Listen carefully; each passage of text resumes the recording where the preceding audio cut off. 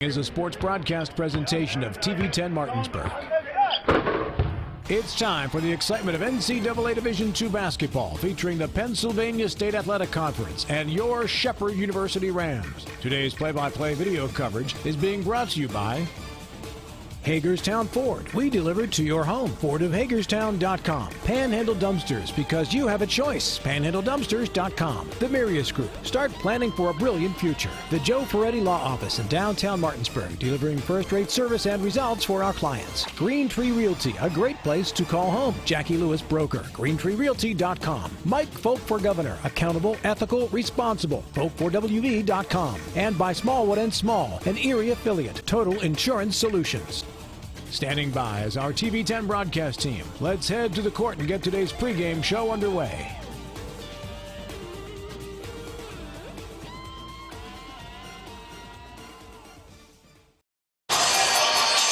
And a very pleasant good evening across the Eastern Panhandle, wherever you may be tuning in. Welcome back in to the Butcher Athletic Center. We're on the campus of Shepherd University in historic Shepherdstown, West Virginia. The second game of the doubleheader featuring our Shepherd University Rams welcoming the East Shroudsburg Warriors. The first game went the way of East Stroudsburg, a three-point win, 59-56. We're just 10 minutes away from getting action started here in game number 2. Still looking like just about a 7:30 tip. For TV 10 Sports, I am Matt Crawford, joined in this game by Avery Newport.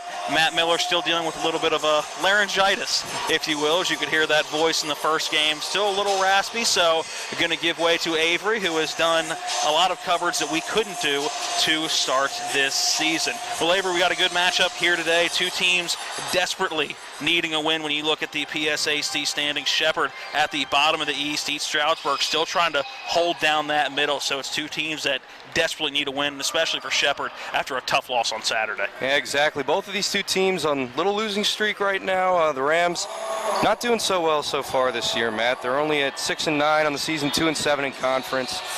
Desperately needing a win here at home in front of the home fans here at the Butcher Center. East Stroudsburg, 8-6.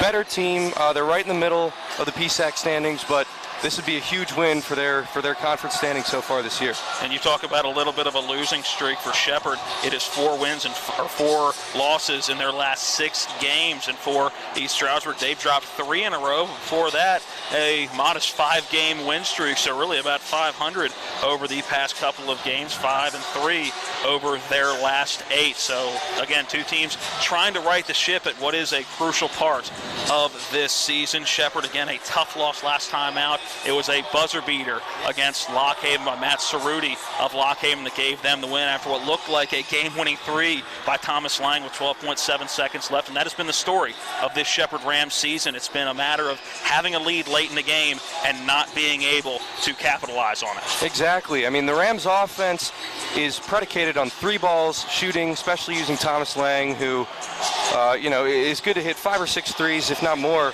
per game. But the defense has been lacking, and especially in those clutch moments late in the ball game when you really need a big stop. The Rams have been struggling so far to be able to get some of those stops and hold on for late wins. So they want to pull this one out here tonight. They're really going to have to hamper down late in the game and really turn up the defensive intensity.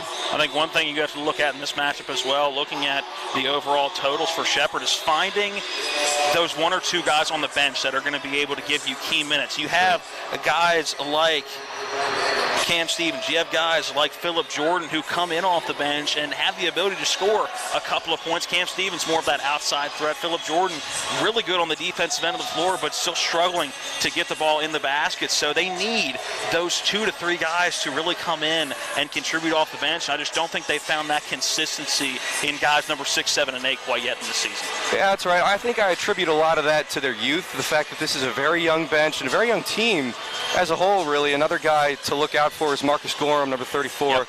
Big forward. But again, lots of freshmen, lots of underclassmen on this bench.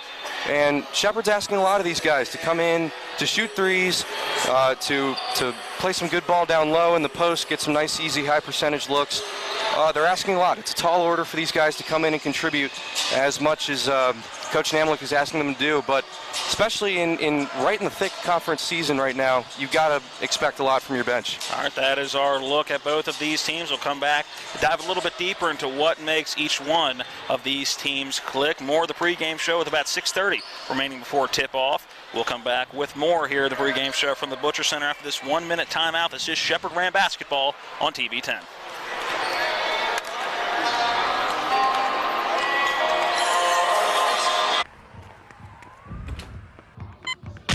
These are more than just the sounds of a safe place to go after school. These are the sounds of interest being ignited and of mentors making an impact. At Boys and Girls Clubs, we don't do just one thing. We do whatever it takes to meet the needs of every kid who comes through those doors. Because whatever it takes is what it takes to build great futures. Great futures start here.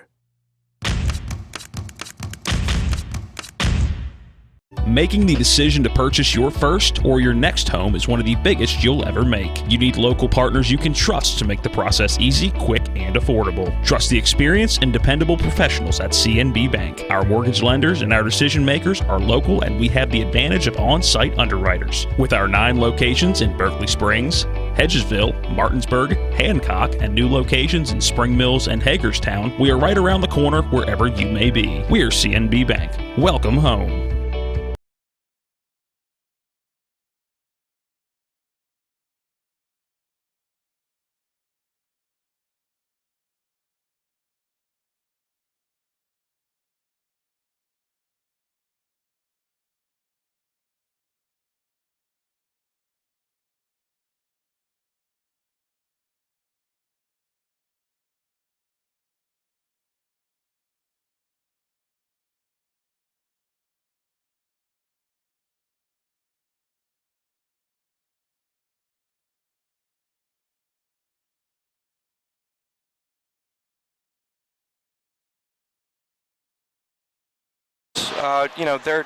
This is a good matchup here, and I think this game could go either way. One of these two teams, though, I think is really going to come out with an advantage in terms of shooting the ball well, rebounding, especially late in the game. Like, you really, really have to focus on hampering down on defense, getting some good looks, good stops late in the game, and that's been the key for a lot of these teams early on this year.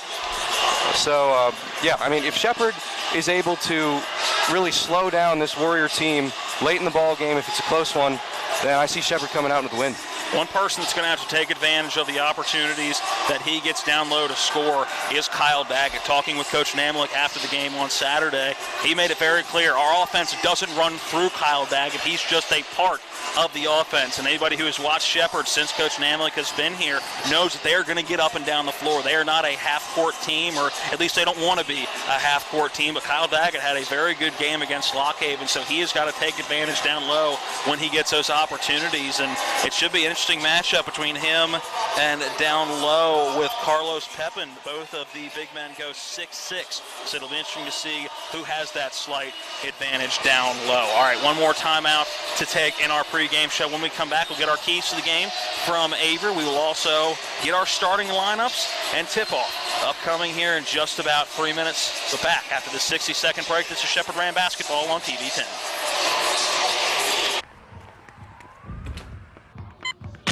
These are more than just the sounds of a safe place to go after school. These are the sounds of interest being ignited and of mentors making an impact. At Boys and Girls Clubs, we don't do just one thing. We do whatever it takes to meet the needs of every kid who comes through those doors. Because whatever it takes is what it takes to build great futures.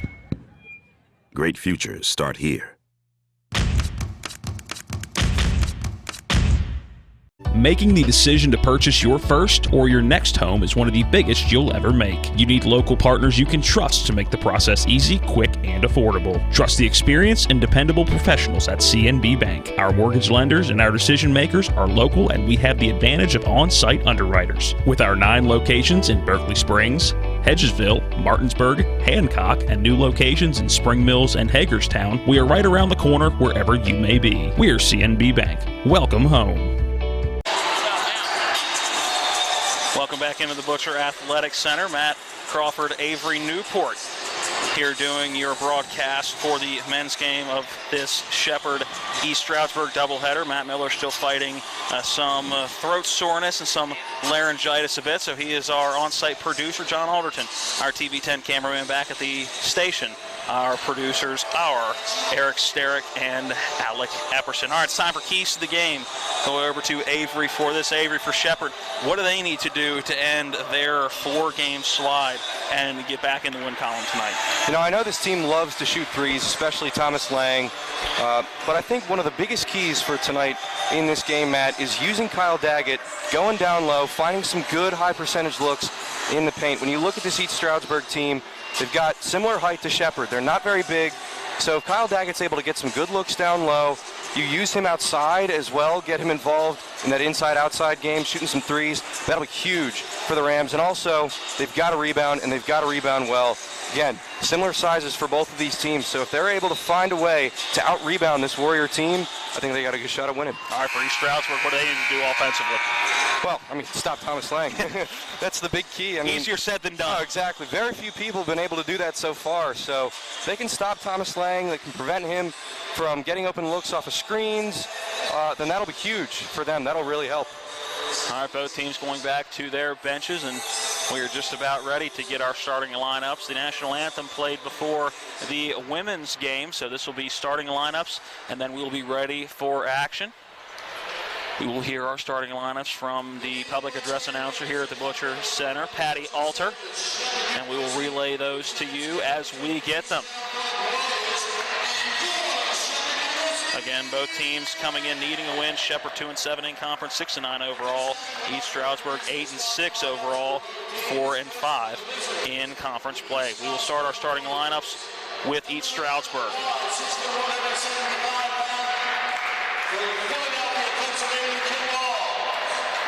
The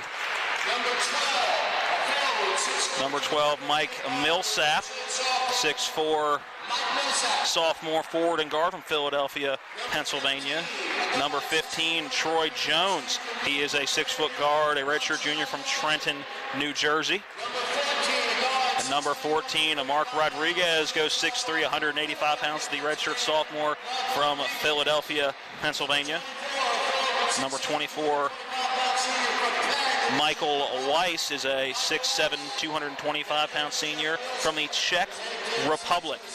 Jeff Wilson is the head coach. I missed the first number called, so we'll get that as they come out onto the floor. The Shepherd starting 5 should be pretty consistent with what it's been all season. You know you're going to have your number 11 is that other one, so it'll be the kid Najee Walls. He is a guard, the 6-foot graduate student. Now to Shepherd, number 2, John Preston, the 6'3", 200-pound guard, is a sophomore from Brandywine. Number 11, Kyle Daggett, the 6'6" forward junior from Walkersville, Maryland. From Martinsburg, West Virginia, number 32, the 6'3" guard junior is Jarrell Jones. From Clinton, Maryland, Daniel McLean Corley, number 44, is the 6'6" freshman. And, of course, number 1, Thomas Lang, the sole senior on this Shepherd basketball team. He goes 6 feet, 165 pounds from Newmarket, Maryland. So, again, your starting 5 for East Stroudsburg. It is Walls, Millsap, Rodriguez, Jones, and Weiss for Shepherd. Lang, Preston, Daggett, Jarrell Jones, and Daniel McLean Corley. Nothing out of the usual for the Shepherd University Rams. Shepherd will be in the white uniforms with the gold numbers, a little bit of a blue trim around those. And for East Stroudsburg, the road blacks with the red numbers, a little bit of white trim. Fans still filing in as it is welcome back night here at Shepherd. So, Avery, welcome back. A student at Shepherd University, welcome back. And after about, what, a month off, I'm guessing? Oh, yeah. It was a month break. Much needed one, I'll say that. Kyle Daggett in the jump circle for the Rams. Also, Mike Millsap in the jump circle for East Stroudsburg. There's that jump ball, and Daggett tips it back to Thomas Lang. Shepherd will start with the basketball. Starting in a man-to-man defense is East Stroudsburg. Daggett at the top of the key, giving way to Jarrell Jones. Now quickly, Daniel McLean-Corley on that left wing. He'll put up a three, knocks it down to start the game. Daniel McLean-Corley from the left wing gives Shepherd a 3-0 lead, 17 seconds into the ball game.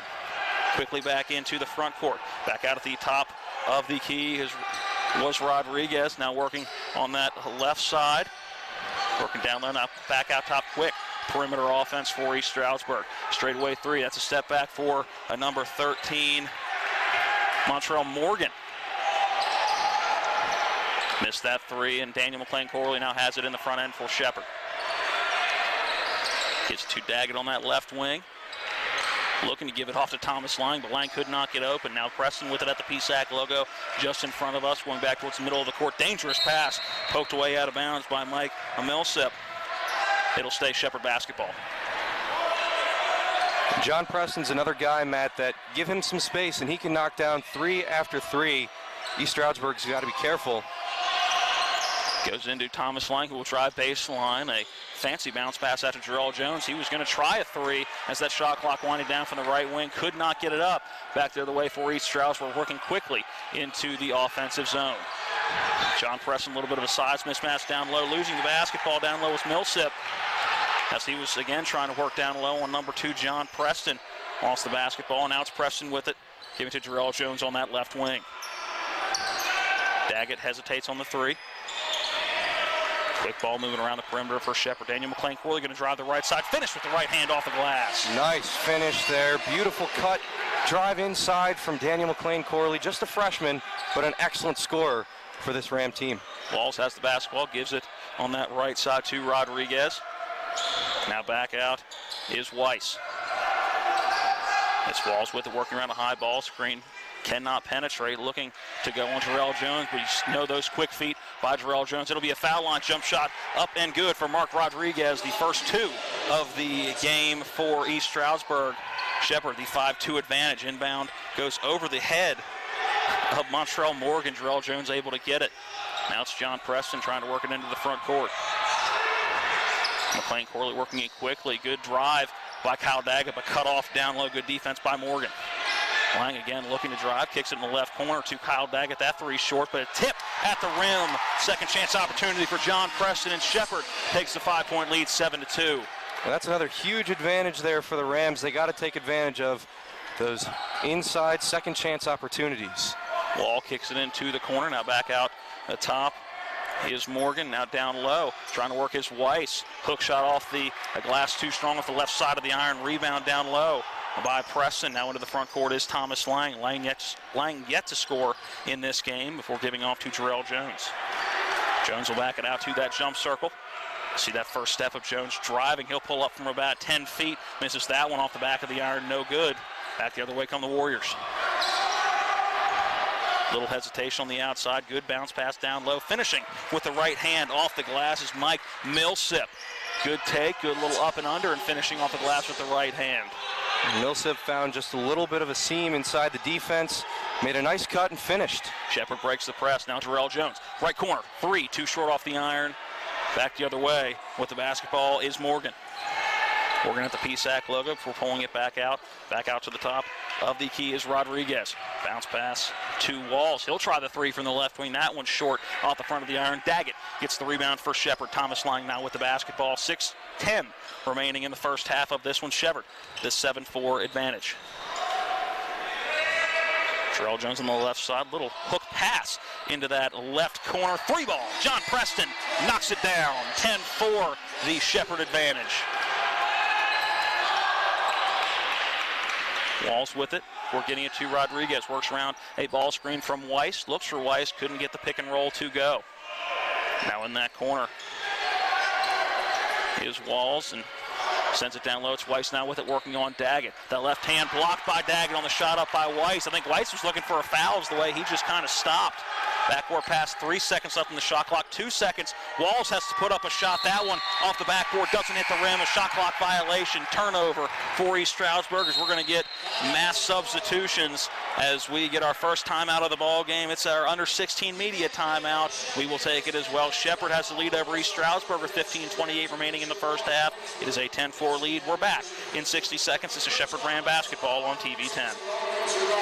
To see the inspirations of Mishu's tuxedo collection, look to the sky and stars. For the jewelry itself, come to Bechtel Jewelers for the Trunk Show, November 23rd and 24th. These playful pieces are a wonderland of sparkly blacks and whites, plus other festive colors. Gems like shimmering black druzy, onyx, and ice quartz adorn silver and gold. Enjoy sophisticated everyday elegance at the Trunk Show, November 23rd and 24th, and let your inner sparkle shine. Only at Bechtel Jewelers, Route 11 South, in Wood. When you do the same thing for 135 years, you learn to do it well. For 135 years, we've been helping families through the hardest times of their lives. That's because we're a family as well. When your family loses a loved one, we're here to help. We're Brown Funeral Home in Martinsburg, Inwood, and Charlestown, Ranson. We're here when you need us. Welcome back into the Butcher Center. TV cameraman John Alderton getting into some Cotton Eye Joe to the left of us. Trying to keep morale up here, but don't need to keep morale up much. Shepherd, a 6-point advantage early, 10-4. And they have the basketball on the inbound. John Preston ready to send it in, looking, gets it into Cam Stevens quickly. Back to Phillip Jordan. Now it'll be John Preston trying to work it through the press in the backcourt. Does get it to Thomas Lang in the front court. Now Shepherd can set up the offense. Jordan now with it, steadies his dribble at the jump circle. First time in the game for Cam Stevens and Phillip Jordan. Stevens looking to penetrate, gets it to John Preston on that left wing, who again will pull it out. We're under 10 on the shot clock. 5 seconds, pulls up for 3 and knocks it down. John Preston from straight away. Was able to create some space for himself. A nice step-back shot. That 3 is good there from Troy Jones. And Troy Jones quickly into the front end, or the offensive end of the floor rather, and wide open for that 3 from the left corner. Takes away the momentum of that 3 from John Preston. Now Phillip Jordan, a little hesitation, drives in, going for the up and under. That's kick it back out. Does Preston have 2 in a row? That one's short from the left wing. Now back the other way. Here come the Warriors. Bounce pass down low and too strong. Off the glass was Carlos Pepin. Had a wide open left-handed shot on the left side of the rim. Just could not capitalize. Shepherd basketball. Phillip Jordan with it with 14-16 remaining in the first half. Couple of crossovers. Gets it to Kyle Daggett straight away. Daggett hasn't used that dribble. He won't do it before giving it to Cam Stevens. Stevens looking to drive right side of the rim. Has to kick it back out. Quick ball movement now. Daggett going to drive in left side. Picks up that dribble. Out to John Preston. 3 threes in a row. Can he get it? He cannot. Had taken 3 straight threes. Has now missed 2 of the last 3. But Shepherd, as always, will live and die by the 3. East Stroudsburg basketball.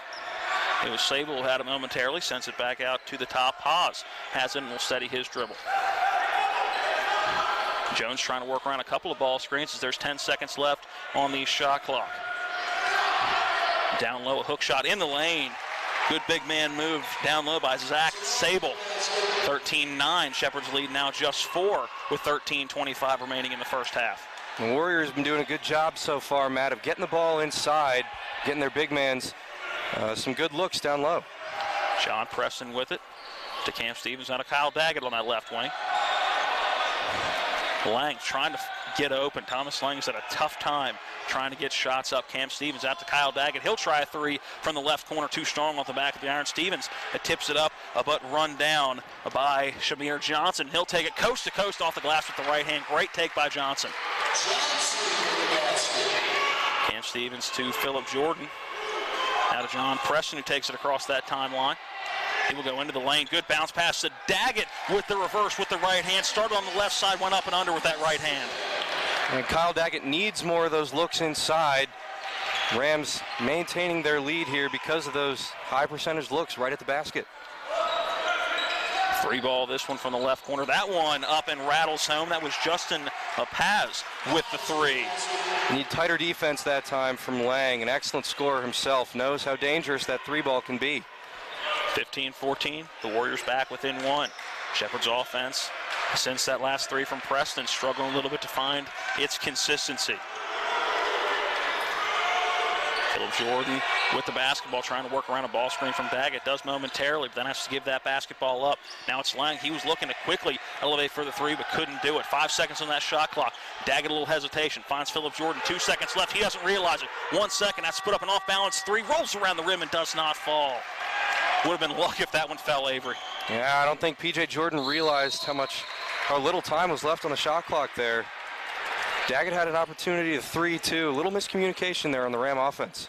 Jordan going to pick up that foul as driving in was Jones. Timeout on the floor, under 12 media timeout. We'll take the 60-second break as well with 11:44 remaining in the first half. It is Shepherd 15, East Stroudsburg 14. We're back in 60 seconds. If you have been injured in an auto accident or due to someone's negligence and you want to know what your rights are, call Ferretti Law Office at 264-8505 to discuss your claim for free. Attorney Joe Ferretti is prepared to answer your questions and explain your options. Put Joe Ferretti's legal experience and history of proven results in your corner to fight the bullies from the insurance companies. At Ferretti Law Office, we're here to help you win.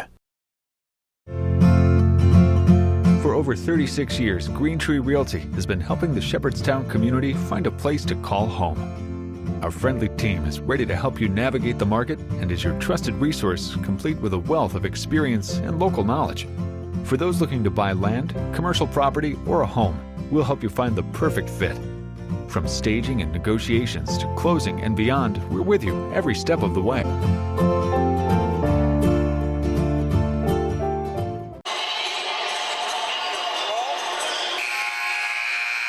Welcome back into the Butcher Center, 15-14. The Shepherd lead out of the second media timeout, the under 12 media timeout. Avery Newport to my right. Matt Crawford here with you. John Alderton, our TV 10 cameraman. Matt Miller, on-site producer. Too many Matts to talk about. And back at the studio is Alec Epperson and Eric Sterick out of the timeout. Ball going off the leg of Marcus Gorham, I believe is who they're going to say it was off of. Went through the legs of Michael Weiss. It'll stay Warrior basketball. And Matt, the Warriors have liked to look down low in the low post and get their big men some opportunities. Look for that to continue here in this possession. Weiss gives it to Mark Rodriguez, who will bring it back outside. Now Walls has it for giving it up to Morgan. Morgan, a little hesitation. Good move down low. Weiss trying to work on Gorham, can't do it. There's that inside-outside game again. 1 second left. They won't get it off. It was a late pass in the right wing by Morgan, trying to find Millsip in the corner and just didn't realize how much time was on that shot clock. It'll be a turnover for the Warriors. Again, a lack of awareness that time. You got to know how much time is on the shot clock. You got to put up a good shot. Jordan gets that inbound, a bounce pass going around the defender back to Cam Stevens. Stevens almost has that poked away, but Jarrell Jones able to run it down. Now Jones, right before that, a mid-court stripe, trying to find Daniel McLean Corley. Would have been better off, I think, just going to Cam Stevens right in front rather than going across the court. But after forcing a turnover by East Stroudsburg, Shepherd has one of their own. Shepherd's been struggling with the press so far, too. They've got to figure out a way to beat it so they can set up their offense. ESU basketball. Driving in on that left side, looking to go up with it was Walls, but no dice. Back out to Weiss. Morgan has it out down low to Weiss again, trying to work on Gorham. Hits the deck, doesn't get called with a travel. Now a three from straightaway. That one up and good for Mark Rodriguez.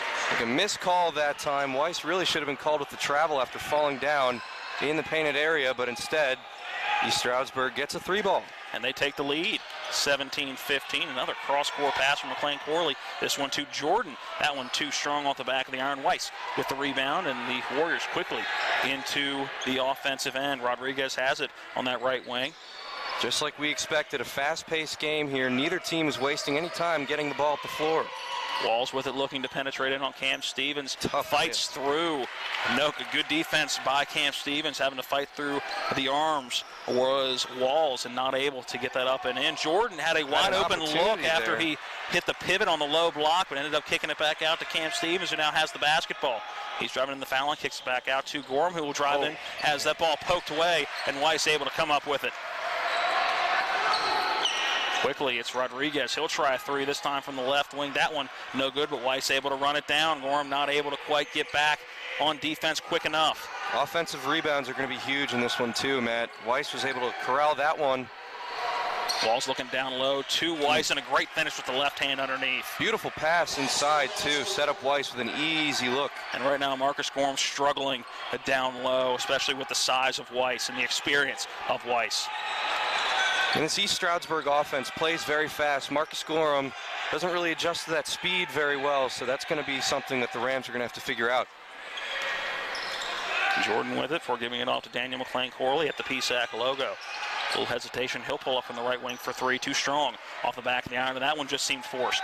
Yeah, the Rams are relying too heavily on the three ball here, Matt. They've got to try and move the ball inside, get some better looks.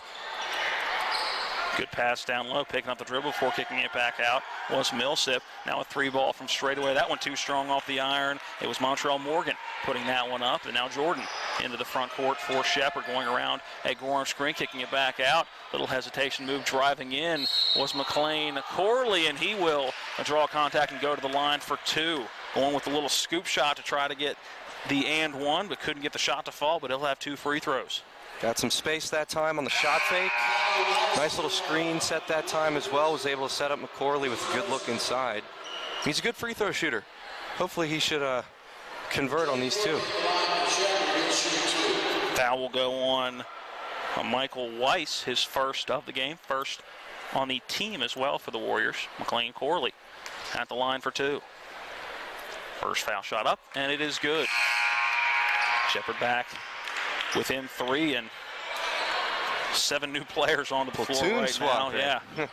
Look at a line change, then a basketball substitution. Shepherd's starting five back on the floor. Still some bench players on the floor for East Stroudsburg. Second foul shot from McLean-Corley, up and through, back within two, 19-17. That Warrior lead, 8:32 remaining in the first half of this one. And look for Thomas Lang here, Matt, to get some more looks offensively. He's been awfully quiet so far in the first half. Pepin has it at the top of the key, cross court, a pass. It's Paz with it, looking to penetrate and looking for Weiss down low. It's a bounce pass down low. Michael Weiss has it before he can get back out. Now he's got it again on that low block, working on Daggett. Floater with the left hand, up and good. That's a fantastic big man move by Michael Weiss. And that's got to be the third time that their big men have been able to do that. Kyle Daggett and Marcus Gorham have really got to toughen up down low in the paint. Daniel McLean-Corley, a couple between the leg dribbles. Nothing comes of it. Now Thomas Lang with it. Steadies that dribble, looking for that offensive setup. Really not a whole lot of movement right now. He's looking to drive left, nowhere to go. If he turns around, he's got a 13-foot jump shot, never did. Kicks back out to Daniel McLean-Corley. 5 seconds left, 4 seconds left on that shot clock. Looking to go up, and that's going to stay Shepherd basketball as it gets poked out of bounds by Shamir Johnson. Timeout on the floor. It's our under 8 media timeout. We'll take the 60-second break as well. Back with 7:38 remaining in the first half. Right now, it is the Warriors of East Stroudsburg 21. The Rams of Shepherd 17 back in 1 minute. Is your dog driving you nuts? Does he have behavioral issues? Is she not listening? It doesn't have to stay that way forever. Hi, I'm Julie. And I'm Josh. We own and operate Julie's Canine Academy, a family dog training business. You are not alone, and there is hope for you and your dog. With the right training and right approach, we can help with any problem. We provide total off-leash training on our 6 acres of dog paradise in Falling Waters. Visit juliescanineacademy.com. That's Julie's, K with the number 9, academy.com. Any dog, any breed, any problem. When will I be able to retire? How do I make the most of the money I have? How do I leave a lasting legacy to my loved ones? I'm Philip McCoy, financial advisor with the Mirius Group, a private wealth advisory practice of Ameriprise Financial Services Incorporated. Call us today at 304-263-4343 to help you make the most of your financial future. Our office is located at 1270 Winchester Avenue, Martinsburg, West Virginia. Ameriprise Financial Services Incorporated, member FINRA and SIPC. 7:38 remaining in the first half. Shepherd down by 4, 21-17. It'll be two fouls. It'll be a inbound down low for Shepherd. Thomas Lang will start it for the Rams. 2 seconds on the shot clock. It'll have to be a quick shot. Lang can't get it in yet. Does to John Preston. Little pump fake. Gets that three up, but still misses everything. It'll be a shot clock violation. Left that one too short there. I think that pump fake really did it to him that time. And I struggle with that call. If East Stroudsburg clearly has that basketball, there's no reason to blow the whistle. Exactly. Unless it is a fight for the basketball down low, there's no reason to blow that whistle and keep the offensive team from going up the court. I do not agree with that one. Jump ball down low. Pepin going up and held ball by John Preston. It'll stay East Stroudsburg basketball. The arrow will now flip to Shepherd. They will have the next tie up.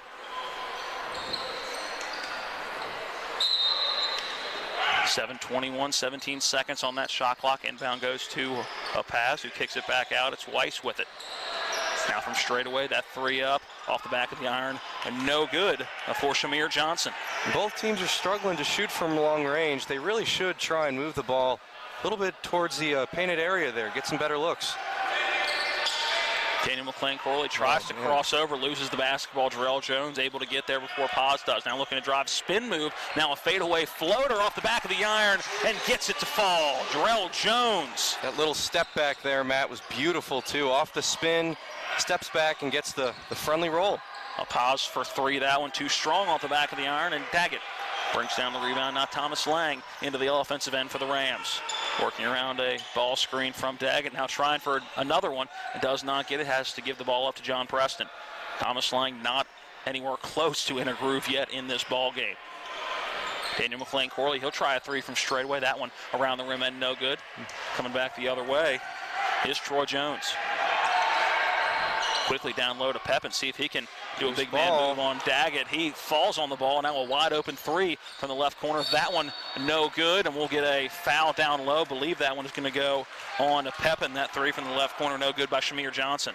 I think they might have missed another call there too. Pepin, when he kicked the ball out into the corner, might have been a toss up there. He may or may not have rolled, but again, you'll see a lot of refs in that situation call a travel that time.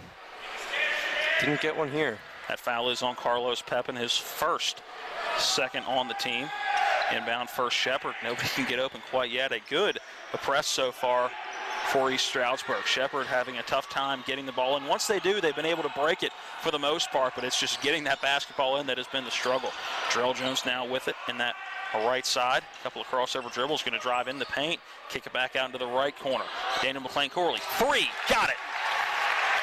Perfect find there in the corner. McLean-Corley was able to make some space for him, a little step back shot.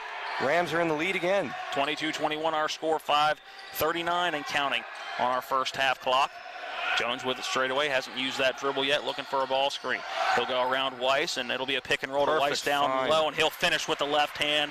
That is textbook pick and roll at the top of the key. It looked like Stockton and Malone that time. I mean, it's perfect. You couldn't do it any better. And a steal on the inbounds. It was Pez tipping it right back inbounds, finding Zion Darby right at the rim, and a couple of quick baskets for East Stroudsburg. And Justin Namlick wants a timeout as ESU has regained the lead 25-22. We'll take a 30-second break as well. Back with 5:16 remaining in the first half. This is Shepherd Ram basketball on TV 10. At Anthony's Pizza Inwood location, nobody does it better. We make our own dough and we bake it fresh twice daily. That's freshly baked twice a day to make sure your pizza always tastes great. Take advantage of our Anthony's Pizza special offer. Get 2 large one-topping pizzas, just $17.99. And when you buy 3 12-inch subs, the 4th one's on us. For the best in freshly made pizzas, subs, calzones, stromboli, lasagna, and more, it's got to be Anthony's Pizza, 372 Middleway Pike in Inwood. Call 229-7373 for delivery. Anthony'sMenu.com.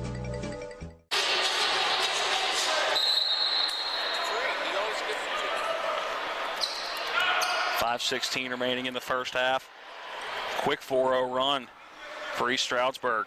It's amazing how momentum can change too. The Rams had a 1-point lead just a minute ago. Now they're back down by 3. Inbound goes to Thomas Lang. And they've really got to work on breaking this press, Matt. They're been struggling with it all first half. They do it now as Jordan has a lane on the right side. He'll go up too strong, can't convert, and getting away with a travel, and now they're going to say contact down low, forced that extra step, and that foul I believe they're going to get on Kyle Daggett, and they will, is kind of bumping Michael Weiss out of the way with the basketball. And P.J. Jordan, you get those high percentage looks right at the rim. You've got to convert. I know he's a young guy. I know he's a freshman, but those are the best chances you're going to get on the floor. And when you're on the floor, got it. That's how you get more playing time, when you capitalize on those plays. That's right. Darby has it for sending it over to the left corner. Now down to Weiss, trying to work on Daggett in the lane. Little hesitation, move up and under. Gets that shot blocked by Kyle Daggett. Good defense. First time Daggett's really had a nice defensive play down low there. They've been going to Weiss a lot. John Preston on the right side again, forcing an off-balance shot. And back the other way comes East Stroudsburg. Going down that left side, nowhere to go. This Wall's going to have to pull it back out and set up the offense. 20 seconds up from the shot clock, 4:25 remaining in the first half. Force around a ball screen from Darby. Now a ball screen going back the other way from Weiss. Ball in the left corner for Rodriguez, looking to penetrate. 3 seconds left on the shot clock, 2 seconds. Darby loses it. It's going to be a foul on Thomas Lang, and I didn't see that one. That looked all ball to me on the drive from the Darby. I completely disagree with that call. Lang with a really nice heads-up play there, knocking the ball out of possession, but the ref saw it a different way. And that's tough, as deep into the shot clock as that was. Good defense up until that point. It's the second on Thomas Lang. Inbounds going to that three-point line. Sable uses that dribble. Now into the right corner for Rodriguez. He's driving right side, has that shot blocked again by Kyle Daggett, or at least partially tipped on the way up. Now Thomas Lang gives it to P.J. Jordan, driving in the lane, shuffles those feet, I think got away with the walk. It's back out travel to Kyle Daggett. Now Cam Stevens on that right wing. He's looking to drop that left hand down low to Jordan. The turnover, make that Daniel McLean Corley with the hook shot down low on the low block. Beautiful shot there. McLean Corley known for taking those long three balls, but he's a very good offensive player. Can find a shot anywhere on the floor. Walls with it. Looking to drive in the lane, draws contact on the floor. That foul going to go on Jordan. It'll be an inbound from the baseline. And even though that's a foul, you have to admire the tough defense. I mean, P.J. Jordan, more of an offensive guy. He's a young guy, but he stayed with his man the entire time. You got to appreciate that. 3:25 remaining in the half, so that should be our under 4 media timeout. It is. Took a little while for our officials to realize that from the scorer's table. We'll take the 60-second break as well. A 1-point game, Shepherd down by 1 in the final minutes of this first half. Back with more Ram basketball after this 1-minute timeout. West Virginia's a Republican state, so why elect a worn-out tax-raising Joe Manchin retread instead of a real Republican like Michael Folk? Mike Folk's the strong, pro-Trump conservative who will ban sanctuary cities, stop red flag gun laws, rebuild our roads, and stop higher taxes. Justice and Thrasher, 2 worn-out tax-raising Manchin retreads. They've blown their chance. Mike Folk for governor. It's time for a change. Time for a conservative change. Mike Folk, governor. When will I be able to retire? How do I make the most of the money I have? How do I leave a lasting legacy to my loved ones? I'm Philip McCoy, financial advisor with the Mirius Group, a private wealth advisory practice of Ameriprise Financial Services Incorporated. Call us today at 304-263-4343 to help you make the most of your financial future. Our office is located at 1270 Winchester Avenue, Martinsburg, West Virginia. Ameriprise Financial Services Incorporated, member FINRA and SIPC. With a headset on is proving to be a challenge. Thank you to John Alderton for the extra straw for his shaved ice. Back here at the Butcher Center, 3:25 remaining in the first half. The Warriors beat Stroudsburg, have the 1-point advantage, 25-24. They also have the basketball, a baseline inbound upcoming. Foul beforehand on P.J. Jordan. And Paz had a nice look there off the inbound, didn't take the three, a little hesitation. 10 seconds left on that shot clock, driving in, good up underneath pass, and can't finish short, but getting his own rebound and putting it back up is Sable. Look at that beautiful little wraparound pass there. Sable with a gorgeous look, all because of that feed inside. Daniel McLean Corley has the ball poked away, and he's got to get into the front court quick. About 2 seconds left, goes cross court to Cam Stevens, and they do get it into the offensive end before that 10-second call. Now Jarrell Jones with it. He'll put up the contested three from the right wing and knocks it down. It's a mismatch there, Matt. Jarrell Jones on number 22. Zach Sable. Sable's a big forward. Jones an athletic guard. He took advantage of it there. Sable's looking to go on Daggett, but good defense. Didn't have a clean shot. Bounce pass with it, working just beyond that foul line off the back iron. No good. Gets his own rebound. Floater in the lane is up and good. And just like that, back out in front is East Stroudsburg, 29-27, 2:20 remaining in the first half. Daniel McLean Corley working up that far sideline. Dangerous cross-court pass, but Jarrell Jones gets it. Now down low to Kyle Daggett. He'll finish with 2 hands at the rim. It's a Ram slam. Beautiful find. Once the Rams can break the press, it's easy offense every time. They've just got to break it first. 29-29. Little hesitation in this left corner for Jones. Now works down low to Millsip. He'll work up on Cam Stevens. Good. And last off of Millsip. And Cam Stevens, not a guy that's going to play a lot of defense on the low block. Did a good job staying in position down low. The product of Musselman High School, just about 20 miles up the road in Inwood, West Virginia. Perfect defense there from Stevens. Is a good shooter, but right there proved he's got some defensive chops, especially in a close ball game like this. You need as many stops like that as you can get. McLean Corley all by himself. No one to help him out getting it into the front court, but he managed to do so anyway. Now to Jarrell Jones across the court, now on that right wing. Looking to drive in, has to pick up that dribble, nowhere to go. Has to send it back out to Cam Stevens. Stevens in that left wing. Free ball up and good for Marcus Gorham. His first basket of the night, and Shepherd gains the lead 32-29 with 90 seconds remaining in the first half. And this Shepherd Ram lineup is full of shooters. Even the big guys, even the forwards can hit from long range. East Stroudsburg's got to be careful of that. Hook shot blocked down low again. That's Cam Stevens stopping Mike Millsip, and I think Millsip got away with a foul at the end of that going over the back. Who would have thought? Cam Stevens with 2 great defensive possessions in a row. This foul is going to go on number 12 down low.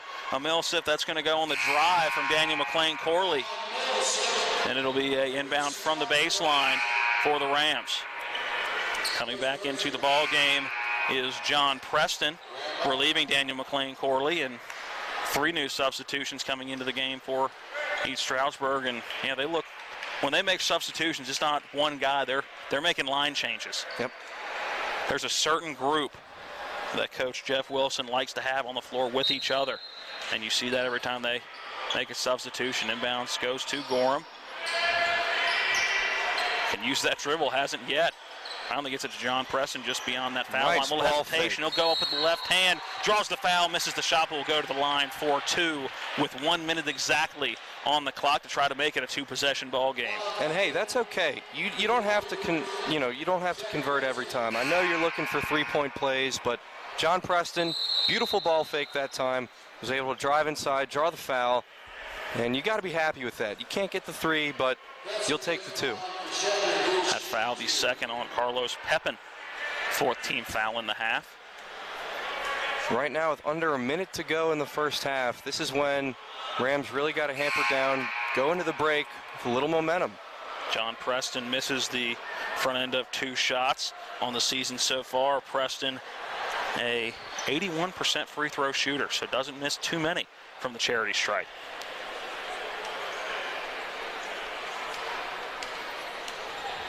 Takes a couple of dribbles as the gym gets quiet. That second foul shot up and good. Now a 4-point advantage for the Rams, 33-29. We are now under a minute, 57 seconds left. Into the front court is Wall, studying that dribble, works around Weiss on the high ball screen, picks up that dribble in the lane before kicking it back outside to Morgan. Morgan again, that ball screen from Weiss, looking to find him down low, but can't do it. Darby quickly goes to Walls, now back down low to Weiss going up, and it's going to be John Preston on the foul, and he thought he got all ball, and I think I'm in agreement. I agree as well. That was not a foul to me. I thought John Preston got hand on the ball there, swatted away. Another good defensive play by the Rams. They've really tightened up here late in this first half. And it looked like it was Weiss spinning into Preston, and Preston poked the ball away on the spin. And Weiss couldn't see him when he was spinning towards the basket. Preston was in a good position that time to swat the ball away. Second foul on John Preston, 5th team foul for the Rams. Right Corner now, Rodriguez has it. We're going back down low to Weiss, working on Marcus Gorham. Size mismatch, see if he can use it. No, he kicks it back out, going between the legs of Montrell Morgan. Out of bounds, it'll be Shepherd basketball. And it looked like a shortstop that had a ball go between his legs, just kind of watched it go by. Looked like Bill Buckner that time. Wondering how it went through. Shepherd basketball inbound just on their side of the midcourt stripe. You want a good possession here, Matt, one that takes up enough time when you can find a good shot, keep that momentum going into the half. And almost threw it away, did Gorham. Lang able to run it down, and they can take the entire shot clock here. 29 seconds left on the game clock when they got the basketball, and Lang has his pocket pick. Going back the other way is Walls. He goes up, misses the shot, partially blocked by Terrell Jones, and a traveling violation down low is going to be called on Morgans. Once again, Cam Stevens playing very good defense down low. Excellent defense. This is the best defense I've seen him play, both on ball and off. He's denying the ball to his man. Just perfect game from him so far. I hope Thomas Lang is okay. Came up a little bit slower when he lost his footing. Hopefully didn't turn an ankle. Looks to be okay right now. 10 seconds on the clock. Terrell Jones with it, trying to get into the front court. Shepherd will have the last shot. He drives in. Bounce pass to Kyle Daggett. He can't control it. Now to Cam Stevens. 3 seconds left. He'll try a three from the right side. Too strong off the iron as the buzzer sounds. Not sure that shot will count.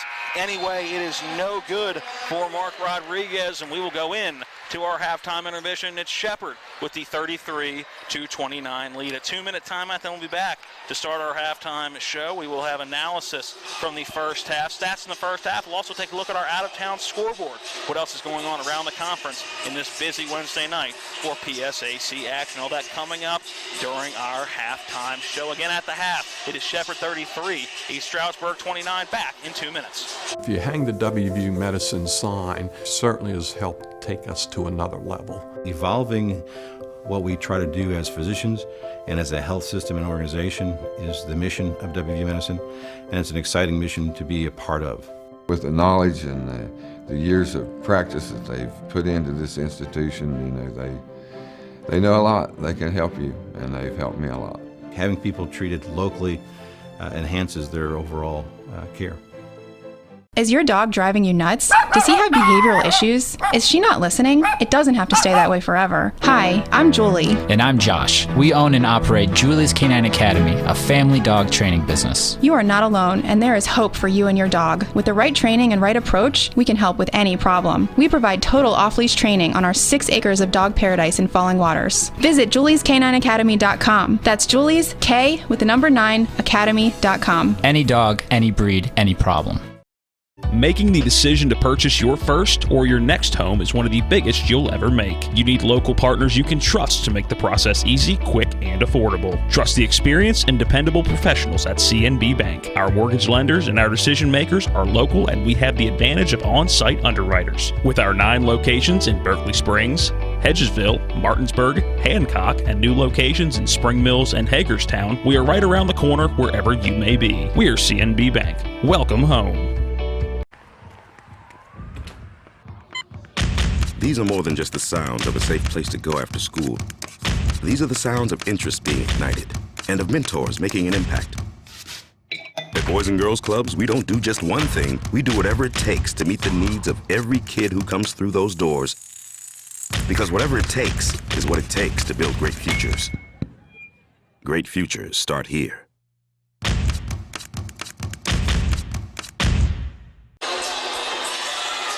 Welcome back in. Matt Crawford, Avery Newport, your broadcast team, John Alderton, our TV10 cameraman, Matt Miller turning into our on-site producer, still dealing with a little bit of throat soreness.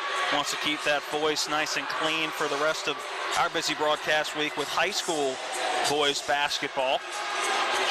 Back at the studio is Eric Starrick and Alec Epperson. Well, a first half that had its ups and downs, had some peaks and had some valleys, but Shepherd finishing stronger than it started strong, finished strong, and in the middle just kind of made sure they stuck around, didn't give up any big runs.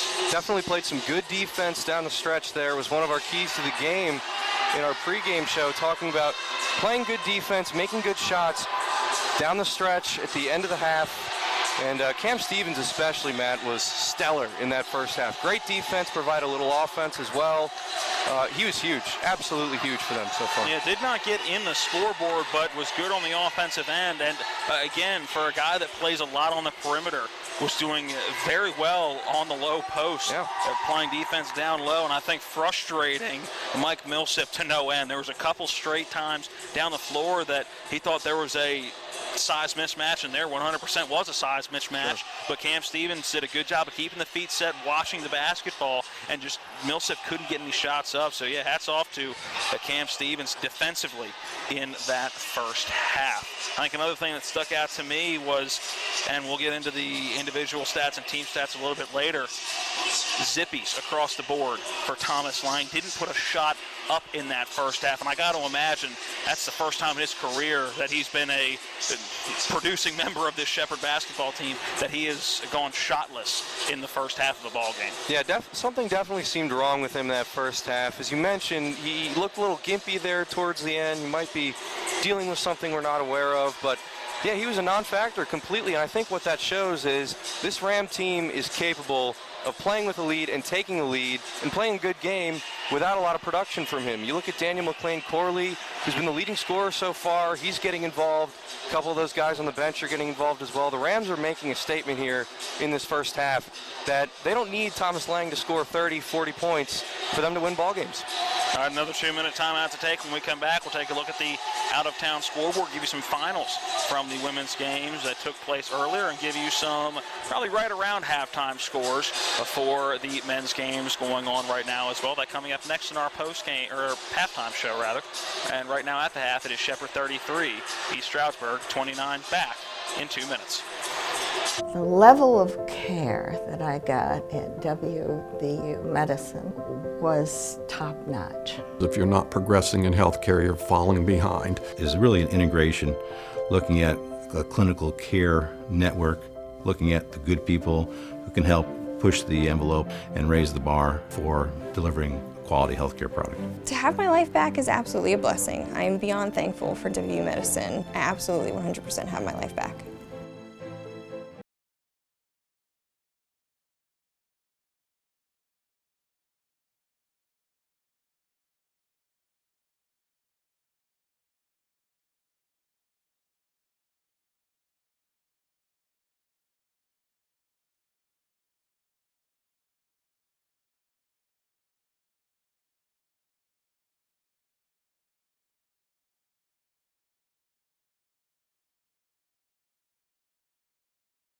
At 4 new car dealerships and 4 used car dealerships in 3 states, Parsons is the largest used car and fastest growing new car dealer in the tri-state area. Take Parsons Ford with huge savings on hundreds of new Fords, financing from 0%, Parsons' goal of financing for all, and Parsons' famous above-market trade-in allowances that help make Parsons #1 for used cars too. See why so many won't buy anywhere but Parsons Ford in Martinsburg. We became #1 by making you #1 first. Parsons.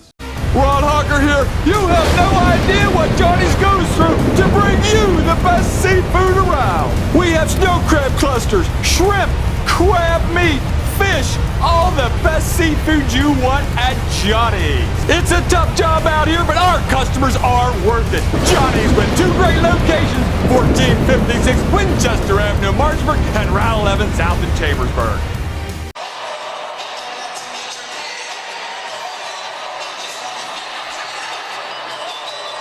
Welcome back into the halftime show, 33-29, our score at the half. Shepherd out in front of East Stroudsburg by 4. It's time to take a look at our out-of-town scoreboard, starting in the women's matchups from earlier in the evening. Again, our final from game number 1 of our doubleheader. It was East Stroudsburg getting the 3-point win, 59-56 over the Lady Rams. Elsewhere in the PSAC, 69-57, Kutztown getting the win over Mansfield at home. IUP getting the win on the road, 66-63 over Edinburgh. Cal UP getting the win on the road against Seton Hill, 67-58. Westchester also victorious on the road, 76-69 at Lock Haven. Slippery Rock a 2-point win against Millersville at home, 77-75. A good home win for Slippery Rock. Mercyhurst was at Pitt Johnstown, and it was Pitt Johnstown getting the win at home 76-69. And Gannon was at Clarion and got the 20-point win on the road, 77-55. And one more score for you, Ship getting the win at home over Bloomsburg, 66-53. Time to take a look at some men's scores. Still 7 minutes left on the game that started at 8 o'clock. Still 7 minutes left in the first half, I should say. Shippensburg and Bloomsburg, a tight game with Shippensburg at home with a 3-point advantage under 8 media timeout there at the moment. Seton Hill is down big at home to Cal, 56-32, that game at the half. Also at the half, it is Millersville with the 39-32 lead on the road at Slippery Rock. Mercyhurst is at Pitt Johnstown and at a conference doubleheader, and Mercyhurst has the 2-point advantage with 27 seconds left in the first half, 31-29. Edinboro is at home, and they welcome in IUP, and right now IUP getting the better of Edinboro on the road, 41-26, the score at the half there. Westchester is at Lock Haven, a tight game at the half, 37-36. Westchester on the road, a slight 1-point advantage.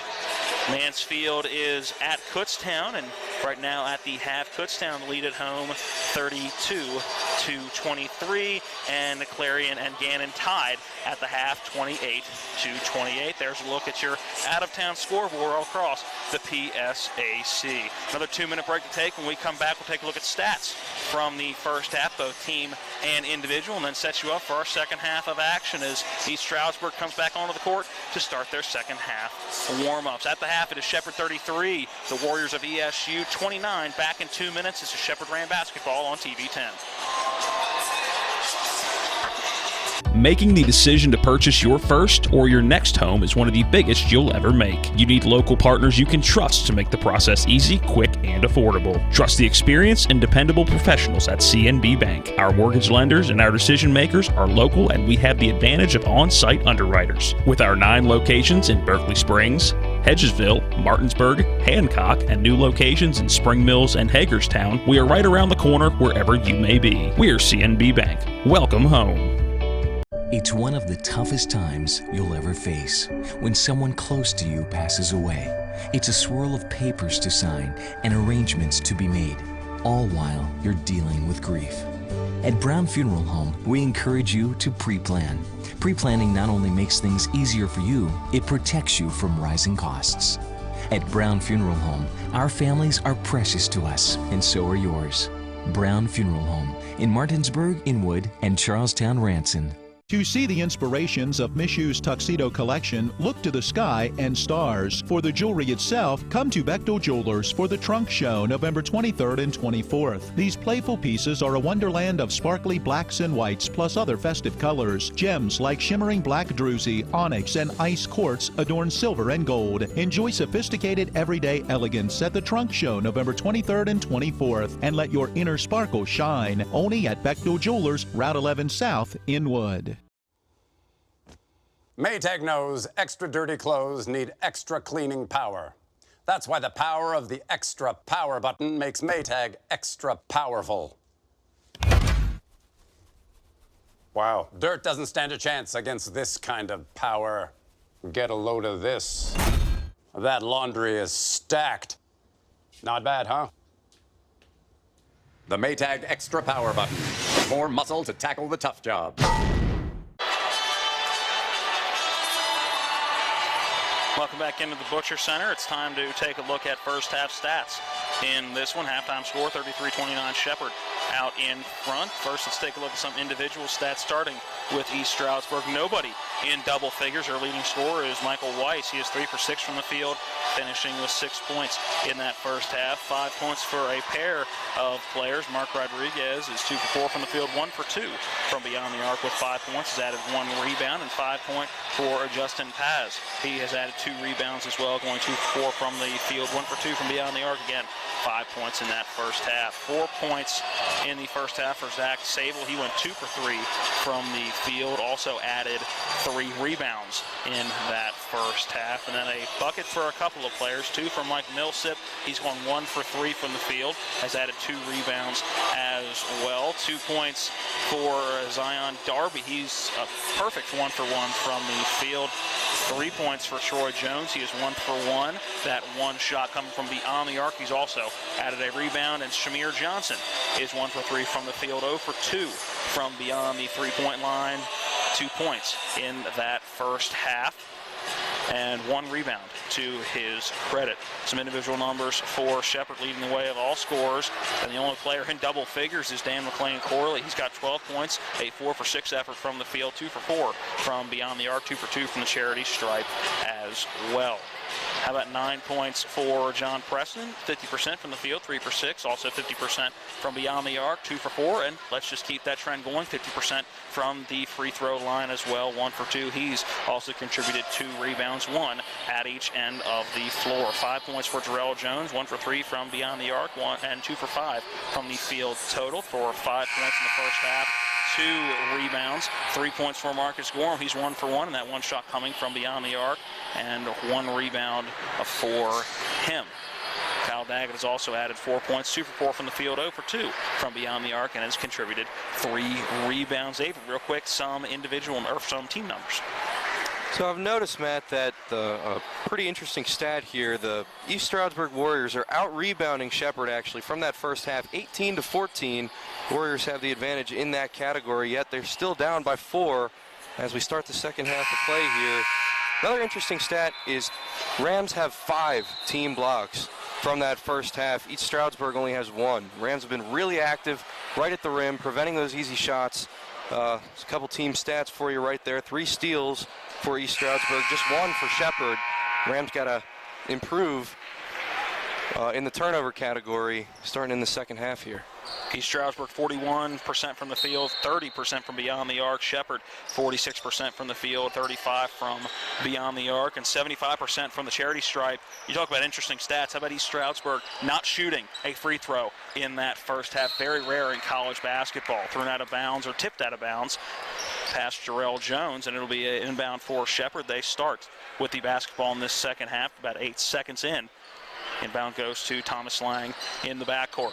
And it's important here, Matt, to score on this possession, really setting the tone for the second half. You got to get off to a good start. Jarrell Jones not getting off to a hot start, missing that foul line jumper strong off the back of the iron. Into the front court with it is Troy Jones, picks up that dribble, finds Weiss at the top of the key now quickly to Johnson. Johnson looking to drive in, let's kick it back out. Now a long 3 from the left wing, connecting is Troy Jones, and that's a way to start this second half for East Stroudsburg, again showing that tough pressure. Left him wide open there up top. That's not what you want defensively. The Rams have a good opportunity here. Nice finish. Jarrell Jones taking what looked like a easy pass to Kyle Daggett, or an easy take, and tried to fight through contact, maybe get that 3-point play, but connects regardless, and Shepherd has their first basket of the second half, a 3-point lead, 35-32. Jones has really improved on the offensive end. Was a great on-ball defender for a long time, but now starting to step up his offensive game. He's got some good shots inside. It's been huge for them so far this year. Jarrell Jones again with the basketball. Sharp cross-court pass to Thomas Lang. Ooh. Contact from the left corner, misses the shot. No call. And I believe came down on that funny bone, grabbing that left elbow and grimacing a little bit. His first shot attempt of the game, Matt. And again, could have easily gone to the line for 3. Looked like some contact with that right hand, and Lang hitting the deck. Daniel McLean-Corley looking to drive. Tucks that ball away like a running back, misses the shot, but gets his own offensive rebound. Second opportunity, too strong off the back of the iron, and Shepherd's got to start capitalizing near the basket on those second chance opportunities. The putback was not kind. Right off the back iron, McLean-Corley, game's leading scorer, could have added to his total there, but no dice. Weiss down low on the low block, kicks it out in that corner to Millsap. Right back down to that inside-outside Weiss. game. Loses the basketball, goes out of bounds, and Weiss the last one to touch it. Thought they could have gone off McLean-Corley's hand on the way out, but was able to avoid the basketball. Turnover for East Stroudsburg. And the Warriors didn't really turn the ball over that much in the first half. The Rams getting a much-needed TO that time, trying to increase their lead here Yeah, 5 turnovers in that first half for East Stroudsburg. Now 2 already in the second half, and contact just inside the offensive end on Shamir Johnson. He's going to pick up his first personal, first for East Stroudsburg in this second half. And Thomas Lang still looking at that left elbow. I think still some lingering effects from coming down in that left corner. Definitely doesn't look right, but let's see. Maybe if he can get in a good shot, good clean look off like that. There's a 3 for Lang, and he connects. So now shooting 50% on the game, He looks but like it's he's only feeling... 2 shots, and it was the second half. Oh, yeah. Looks like he's feeling a little bit better now. Maybe that'll get him back into a little groove here. Yeah, see if that can spark a little momentum for him. Jones takes a step-back shot. That one no good from beyond the arc. Coming down with it eventually is Thomas Lang. A couple of spin moves. Spin moves. Press the B button. And McLean forward to John Preston. Now to Kyle Daggett in that left corner. Daggett thought about the 3. Will send it back out to Preston. Almost intercepted by Jones, but Jarrell Jones, not Trey Jones, now sends it to Preston. Now it's Daggett again. A little hesitation on the 3. Will drive in floater, and it's going to be a player control foul. Setting the feet down low was Troy Jones, and he was outside the arc. So a good job setting his feet, and Daggett is not able to slow down enough not to make contact. It's a good call that time, but I think Kyle Daggett's been a little too hesitant. He had a good look there in the corner for 3. Decided to try and go inside. I think when you get those kinds of opportunities, you can't pass them up. You have a good look at a corner 3. You should take it. 2 fouls now for Kyle Daggett on the game. Trying to drive in on that right side was Millsap, couldn't do it. Now sends it down low. Good move down low, but losing the basketball was Sable. Now up and in with the shot. Lucky roll. Looked like Daggett might have gotten a hand on that one. Jarrell Jones quickly into the front court, knocks down a 3 from the right wing. Shepherd now extends that lead to 7, 41-34, 16-25 remaining in the ball game. Back out top, a little hesitation, move for Morgan. Now kick back outside. That's Paz with it, and he will pull it back out. Again, Morgan looking to drive baseline, and he will, going up off the glass with the right hand. Great take. Kind of faked a little bit to his right, then went left. And that's what drew the attention of the defense outside. Let him get a nice little clean look there on the baseline. Lang bounce pass up through a couple of defenders to Jarrell Jones. He'll try a floater in the lane. That one off the back of the iron, front of the iron, and manages to hang on enough to fall through. Friendly roll. You're supposed to get those friendly rolls at home, right? It's the magic of the Butcher Center. Yeah, Paz now with it, sends it down low to Millsap. He'll try the hook shot, no good, but an offensive rebound, second chance, put back for Zach Sable. Rams have got to muscle up down low, grab those boards, prevent some second chance points. Timeout on the floor. We'll take the 30-second break as well. Back in 30 seconds with our score, 43-38. Shepherd out in front, 15-37 remaining in the second half. This is Shepherd Ram basketball on TV 10. When will I be able to retire? How do I make the most of the money I have? How do I leave a lasting legacy to my loved ones? I'm Philip McCoy, financial advisor with the Mirius Group, a private wealth advisory practice of Ameriprise Financial Services Incorporated. Call us today at 304-263-4343 to help you make the most of your financial future. Our office is located at 1270 Winchester Avenue, Martinsburg, West Virginia. Ameriprise Financial Services Incorporated, member FINRA and SIPC.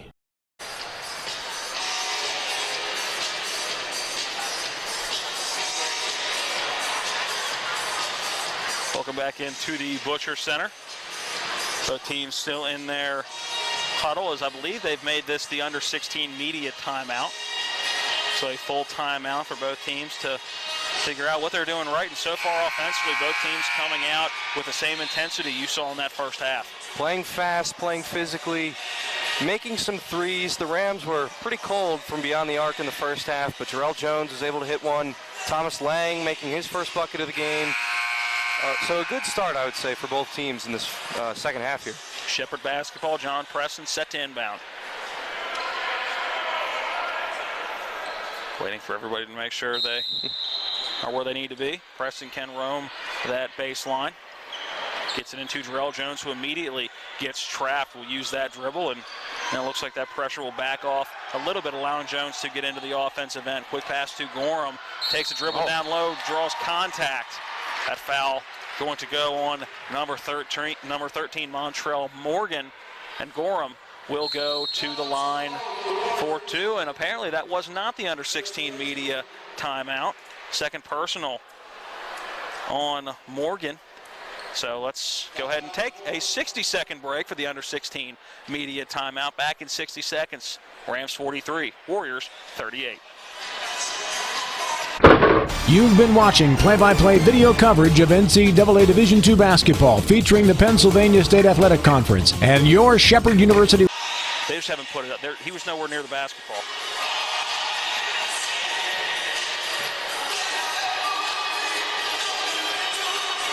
My name is Monica. I'm an elementary school teacher. My name is Mitch. I'm a graphic design specialist. We have 4 children. Currently we have life and auto insurance with Erie. Our agent is helping us to move our homeowners insurance to Erie as well. They've always been a good company and good customer service. If anything ever happens to me, my family will be protected.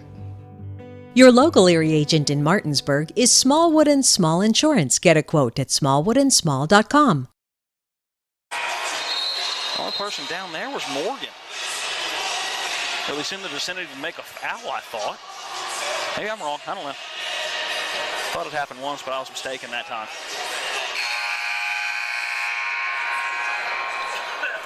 Welcome back in out of the media timeout. That foul is going to be the first on Zach Sable, rather not Montrell Morgan. Still at the line will be Marcus Gorham for 2. Gorham on the season has that first foul shot up and good. Gorham is a 66% free throw shooter, now 5 for 7 on the season. Make that 6 for 8. Came in 4 for 6, and not a whole lot of trips to that charity stripe. Shepherd's lead 45-38, 15-20 remaining in the ball game. Paz with it, working around a ball screen from Sable, looking for the pick and roll, no dice. Straight away was Pepin before giving it to Paz in that right corner. Sable looking for it down low, but no dice there. Morgan had it momentarily. Will keep the basketball, look to drive. Nothing there. Ken looking down low as they like the size mismatch with Sable. 5 seconds left. Good block by Dan McLean-Corley. Working back into the offensive end. Smart move to slow it down. They did not have numbers. It was a 2-on-2. Now John Preston, a couple of fancy dribbles, and he'll pull it back out. Gorham with it, picks up his dribble. Nobody to get the basketball to. Gets it away before that 5-second call. It's now Jarrell Jones. See the speed of Jarrell Jones. That spin move. Thought he had a lane in the middle. Decided to pick that up. Gorham. Hesitation with 7 seconds left. Will drive in on Sable, try to put up the shot. That one blocked by Montrell Morgan. He will bring it up into the front court on that right wing, send it back out top to Paz. Paz has had a good game off the bench so far. Now it's Walls with it. He'll take the step back 3 and connects. Or no, they're going to say that was just a 2, foot on the line. So Paz with the long 2. Ball poked away from Thomas Lang. Goes out of bounds, but it's going to stay Shepherd basketball. Morgan trying to save it for East Stroudsburg, not able to do so. 45-40 as they take 1 point off the scoreboard after that. A long 2. If I'm not mistaken, Matt, I believe that was Walls' first basket of the game. He didn't have any in the first half. He's their leading scorer this year, putting up 10 points a game. Quiet game for him so far. Inbound for Shepherd. P.J. Jordan now has him. Fancy behind the back dribble before he gets trapped, picks the ball up and throws it away. That is a young mistake there, driving in, and now he's going to get called. The foul is going into the lane was Troy Jones and picking on P.J. Jordan. Yeah, that was a young player pass, double teamed, and just throwing up a prayer, hoping somebody ran underneath of it, and somebody did run underneath of it. It was Troy Jones. The other guy for the other team. Yeah, you really, that kind of play comes with experience. He's a young guy. You're trapped on the inbound like that. You know, I understand making the mistake, but the Rams as a team, they've got to get more guys back there. You got to help out. Troy Jones connects on his first foul shot of the game. Looking at his numbers on the season so far, a 94. Make that 95 is 94.7% free throw shooter. Wow. And not surprisingly, he connects on both of them. Impressive. Inbounds goes to P.J. Jordan. Surprised they didn't do another trap as he was underneath the basket. And now here comes the trap, and see if he can get rid of it. Poked away, almost another steal, and it's going to be a foul. And I believe they're going to get that foul on Shamir Johnson. as P.J. Jordan again had nowhere to go with the basketball and was bailed out with a foul. We'll see how much longer. Excuse me. Coach Justin Namelick sticks with P.J. Jordan. You can see Thomas Lang there coaching up Daniel McLean-Corley about what to do on that inbounds play. Another trap there for P.J. Jordan, nearly a turnover. Lang was saying, hey, go up here, do that. Trying to prevent another loose ball situation. That foul is on Shamir Jordan, his third on the team here in the second half. 13:45 remaining in the ball game. Thomas Lang with the basketball. Again, we're waiting for Lang to see if he can put together a couple of consistent drives. Been very, very quiet in this ball game. Sharp pass to Daniel McLean-Corley. Couple of between-leg dribbles. Picks up that dribble, now finds Kyle Daggett in the left corner. Daggett driving with 8 seconds left, has that ball poked away, but Lang able to come up with it. He's going to drive baseline, kicks it back outside. It's going to be a three quickly for Preston. Takes one dribble, 1 second left. Shot clock expires, but John Preston knocks down the three from straight away. Great dribble and step to the right. 48-42, a 6-point advantage for the Shepherd University Rams. 13 minutes left here in the game. Nice Pippen, ball fake. make that Pippen.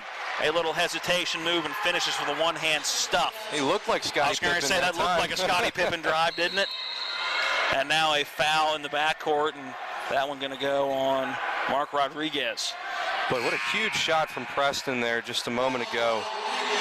That ball fake got him a few times in that first half. Remember that air ball, but didn't get him on that shot.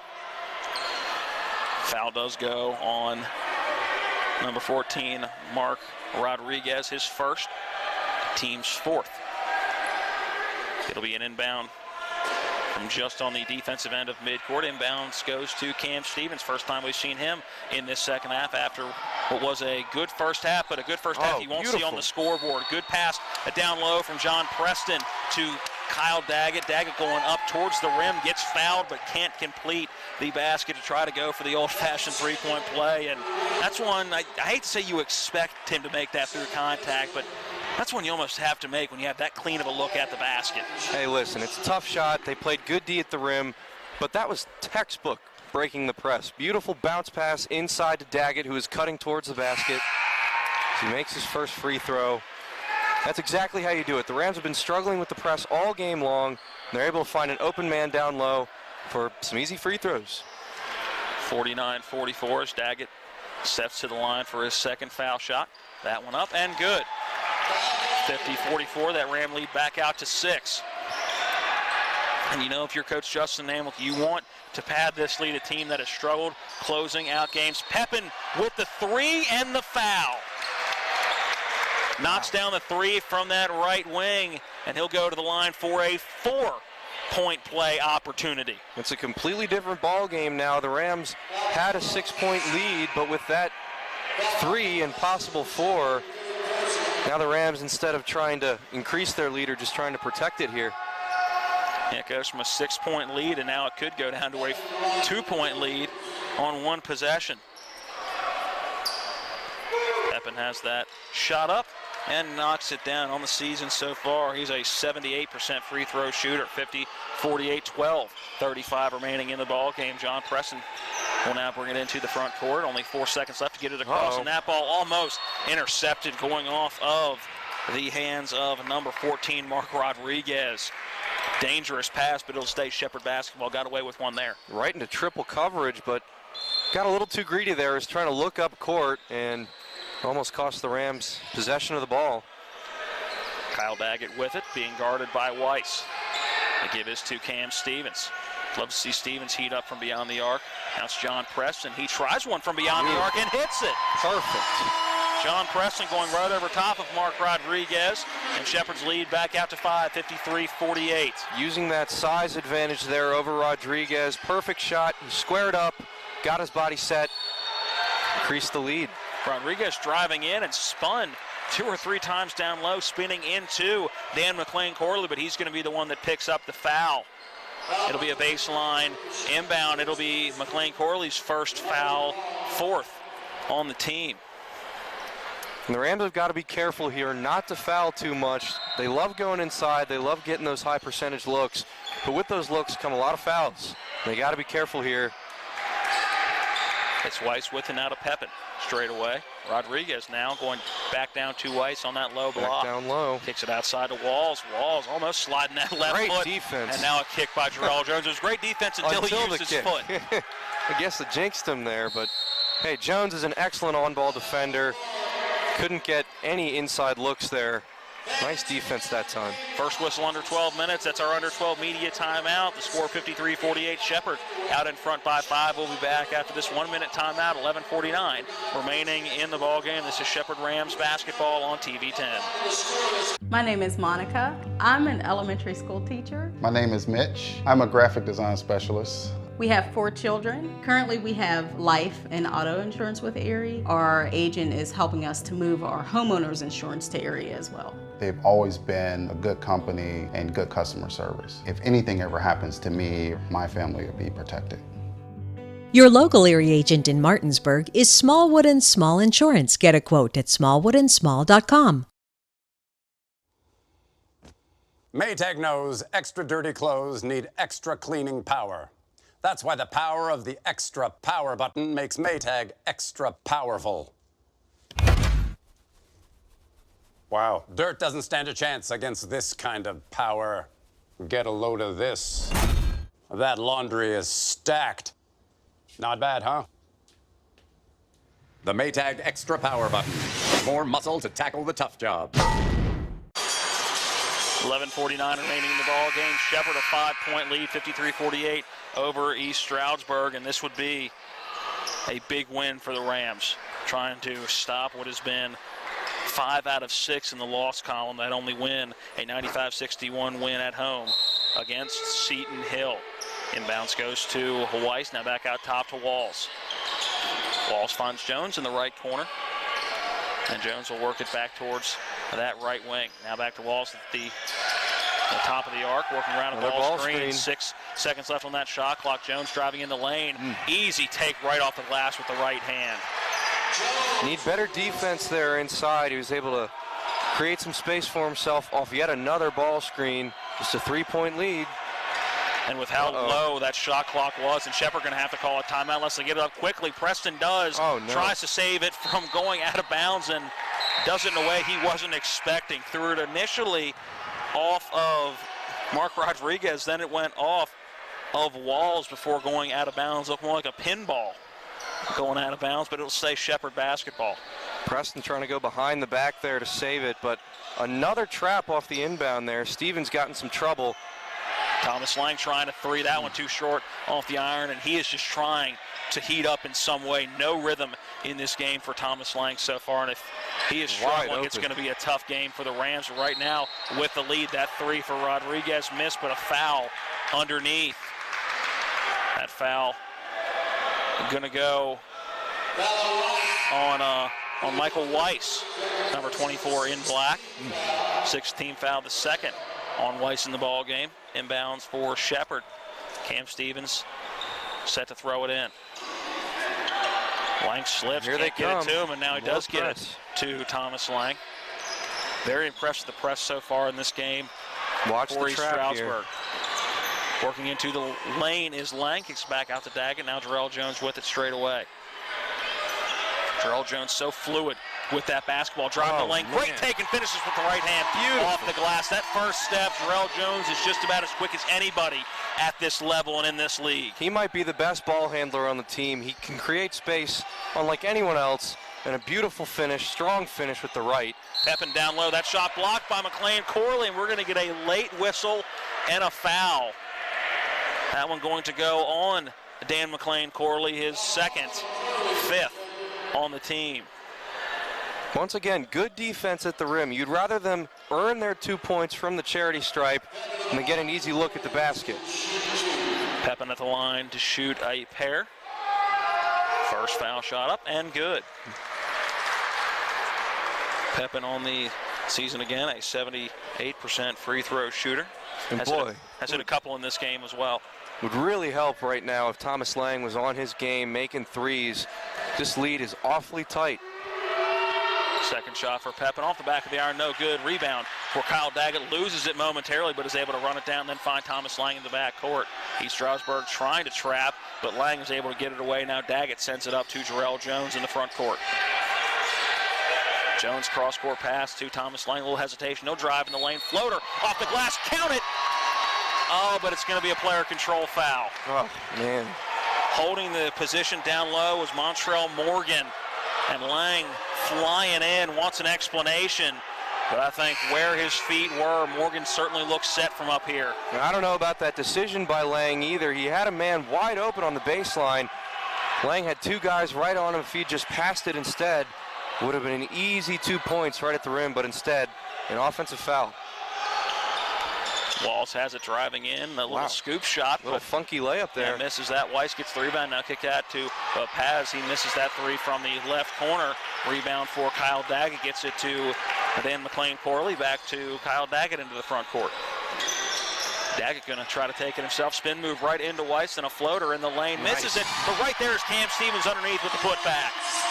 Very smart heads-up play by Stevens. Never took his eye off the ball and was able to convert on that second chance bucket.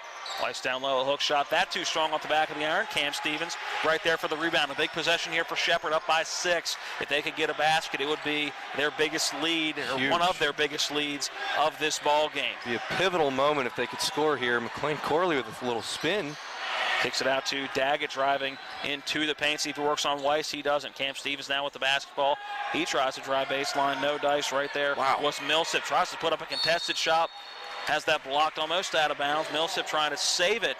Steps on the sideline. It'll stay Shepherd basketball inbound from the sideline. 5 seconds left on the shot clock. Got to make sure everyone in the offense knows that there's only 5 seconds. You got to work quickly to find a good shot. It's going to have to be a quick one. The inbounds gets into Kyle Daggett. 4 seconds left, 3 seconds left. Langston has to put one up. It's an underhand floater. Draws the foul, and with 1 second left, gets bailed out with a foul and will go to the line for 2.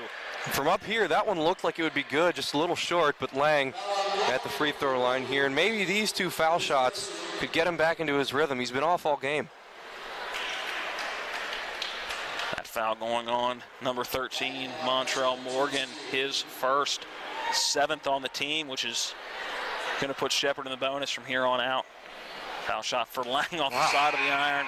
No good for Thomas Lang. He came in an 89% free throw shooter. So right now, just one of those nights for Thomas Lang. And you knew this was going to happen. At some point in the season, he wasn't going to be able to carry the load. But it's got to be a good feeling for Justin Amlich to know that his star player is in single digits and has not shot the ball very well. And they're still up by 6 at this point in the game. Second foul shot for Lang, up and good. He gets 1 of 2 from the charity stripe. Shepherd's lead up to 7. Pass at the top of the key. Lang hitting the deck hard. Open man. Now an open 3 from the right corner, and connecting on the open 3 is Shamir Johnson. And Lang fell down that time, led to the wide open corner 3 from Johnson.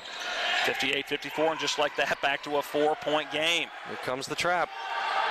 Going in is Preston for kicking it out to Cam Stevens. He has a little hesitation, driving baseline for kicking it out to Jarrell Jones from straight away. He connects on a 3, and that lead back out to 7, 61-54. Good response for Jarrell Jones and Shepherd. And now Jones going to steal the basketball, tries to go behind the back, but steps out of bounds. It'll stay East Stroudsburg basketball. Great anticipation by Jarrell Jones, and you thought he was going to have a magnificent play behind the back, but stepped on the sideline. Just perfect effort play that time from Jones. Just perfect awareness, saw the ball, was able to get his paw in there, knock it away.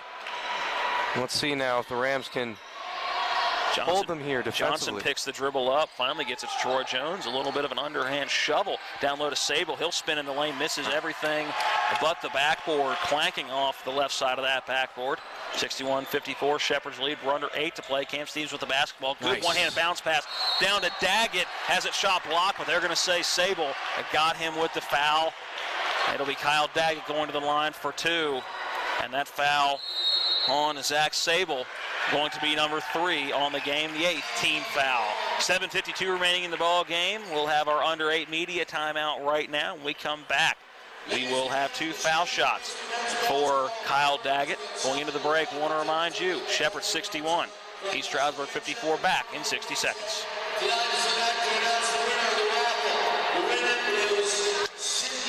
Ron Hawker here. You have no idea what Johnny's goes through to bring you the best seafood around. We have snow crab clusters, shrimp, crab meat, fish, all the best seafood you want at Johnny's. It's a tough job out here, but our customers are worth it. Johnny's with 2 great locations, 1456 Winchester Avenue, Martinsburg, and Route 11 south in Chambersburg. If you have been injured in an auto accident or due to someone's negligence and you want to know what your rights are, call Ferretti Law Office at 264-8505 to discuss your claim for free. Attorney Joe Ferretti is prepared to answer your questions and explain your options. Put Joe Ferretti's legal experience and history of proven results in your corner to fight the bullies from the insurance companies. At Ferretti Law Office, we're here to help you win. Listening to Jump Around here at the Butcher Center and having a conversation about one of the many overplayed songs at almost every sporting event. That We Are the Champions was Who Let the Dogs Out. Oh, of course. Was another one that played, and every time Avery and I are just looking at each other going, this is another overplayed one that you hear all the time. Out of the timeout. Foul on Sable is putting Daggett at the line for 2 foul shots. First one up, and it is good. Daggett a 57% free throw shooter. That one's huge for Daggett. Doesn't hit too many at the free throw line, but that second one up and connects on both. Yeah. Big ones for Daggett. Now a 9-point Shepherd lead. 7:48, 7:47, 7:46 on a running second half clock. The Rams have got to finish here now. Clock is running late in the second half. This is where you've got to step up and make plays. Back out tops, it's Johnson down low to Sable trying to work on Daggett. Left hand with the hook and the foul. He'll go to the line for 3 the old-fashioned way. Little wraparound play that time. Good finish inside with the left hand. Once again, they try and go down low, go for those high percentage looks. They haven't been hitting most of them in the second half, but now they can cut into the lead a little bit. That foul shot up and good. 63, what should be 57, I believe. Yeah, haven't updated that score yet. 63-57, only reads 55 on the scoreboard in the bottom left of your screen. Well, it counted. The scoreboard hasn't quite counted it yet. There it is. Little late, but it got there. 63-57. Glad I wasn't the only one that was seeing things. Looks a little off to me. It's Sherrell Jones over to John Preston. Preston will try the contested three, and he hits it. Nice. Over top of Carlos Pepin. John Preston has been the most consistent from beyond the arc today for Shepherd, especially in this second half, 66-59. Filling in that void there left by Thomas Lang, who hasn't been hitting much from beyond the arc. Now it's Troy Jones working around a screen from Sable, and then Sable on the roll block to the basket, blocked by Daggett down low. Sable misses the second opportunity. That one going up to the shot clock. I'm still waiting for them to count that 3 there from Preston. It'll be they did count the 3 from Preston. Oh, okay. Yeah, 66-57 as that inbounds coming into Troy Jones. 6:40 remaining in the ball game. Now pass over to Rodriguez. Picks up his dribble. Now to Pepin, who's going to drive baseline. Spin move poked away by Kyle Daggett, but Sable right there to pick up the loose ball and put it in. Now quickly breaking the press. It's Cam Stevens into the front court. Behind the back dribble. Slows it down and sends it back out to Lang. He'll try the 3. Short off the iron, but a second chance shot coming in, flying in rather, was John Preston. He missed it short. He was running underneath the basket when he got it. And took a hard fall that time too. Hope he's okay. Johnson driving in on Daggett. Wow. Acrobatic shot. Gets it to go off the glass. Back to a 5-point lead for Shepherd, 66-61 as we have 6 minutes left in the ball game. Preston up to Lang in the front court. Hasn't used that dribble. Now he will study that dribble right at the jump circle. 4 quick points there for the Warriors. Rams got to be careful. Avoid a run. Daggett has it. Now giving it to Lang, who will work around a ball screen, trying to drive. He'll take a foul line jump shot. That one blocked on the way up by Troy Jones. I think Lang wanted some contact, hit the deck, isn't going to get it. Lang looks like he's hurting there. Came up a little bit limpy after that one. Johnson sends it inside. Ooh. That one, Troy Jones driving baseline. He'll try the up and under. That one, no good. Sable able to get the rebound through Kyle Daggett and put it back up and in on the rebound. Great job down low by number 22, Zach Sable. Really just manned up Kyle Daggett right there. Just back down to a 3-point lead now for the Rams. Got to get some offense going here. Driving in is Preston. He'll try the floater. That one blocked by Sable. Cam Stevens was wide open in the corner that time, Matt. Rodriguez driving in, fighting through contact. Jarrell Jones going to pick up the foul, and Mark Rodriguez is going to go to the line for 2 with 5:01 remaining in the ball game, and Shepherd just a 3-point lead. Timeout on the floor. We will take the timeout as well. 60 seconds, and we're back. It's Shepherd 66, East Stroudsburg 63, 5:01 on the clock. This is Shepherd Ram basketball on TV 10. Back in 1 minute.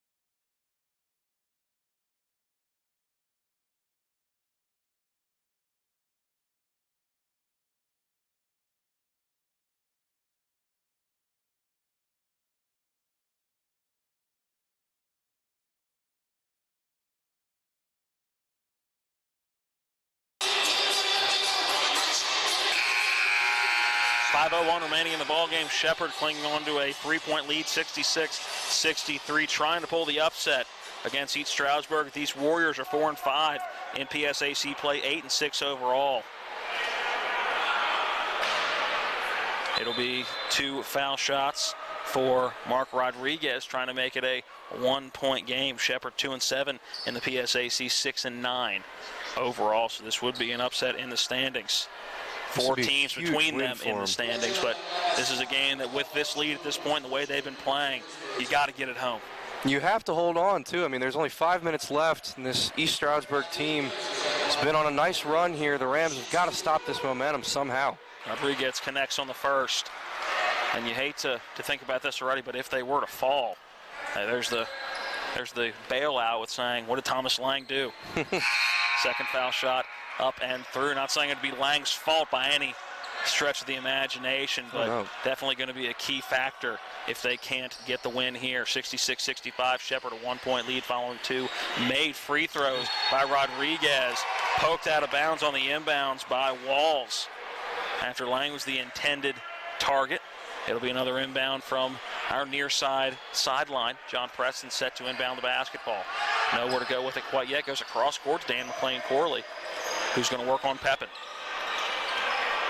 Couple of crossover dribbles. He does get it into the front court. 4:50 remaining in the ball game. It is absolutely vital that the Rams get a bucket here. Just back to a 1-point lead now. Shepherd's got to score. They've been in control for the better part of this game. You would hate to have to play from behind in the final 4 minutes. Daggett, a spin move in the lane. He's got to put one up the left hand. Rolls around and does not fall, but you could not get a better look than Kyle Daggett just did. Great. Big man move quickly into the front court. Morgan gives it to the top of the key. It's Paz with it. Now over to Walls on that left wing, working around a ball screen from a Weiss. Looking for the pick and roll, nowhere to go with it. Before kicking it back outside, Pepin now with it. Sidearm pass down low to Weiss. He's going to work on Daggett. Spin move. He's got a good one in the lane. Right hand off the glass, and a great big man move on Kyle Daggett.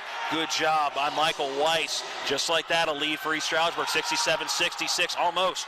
5 seconds, but Preston does get it into Thomas Lang. We're under 4 to play. And a 10-0 run right now, Matt, for the Warriors. Rams were up by 9, but not anymore. Thomas Lang with the basketball gives it to Jarrell Jones. 15 on the shot clock as Jones not quite setting up the offense yet, trying to get some penetration. He takes a step back, jumper, and connects from beyond the arc. Jarrell Jones puts the Rams back up by 2, 69-67, the pride of Martinsburg High School. And as a coach, you worry about that shot in this situation, but Jarrell Jones has been such a spark plug offensively. Perfect shot there, and the Rams retake it.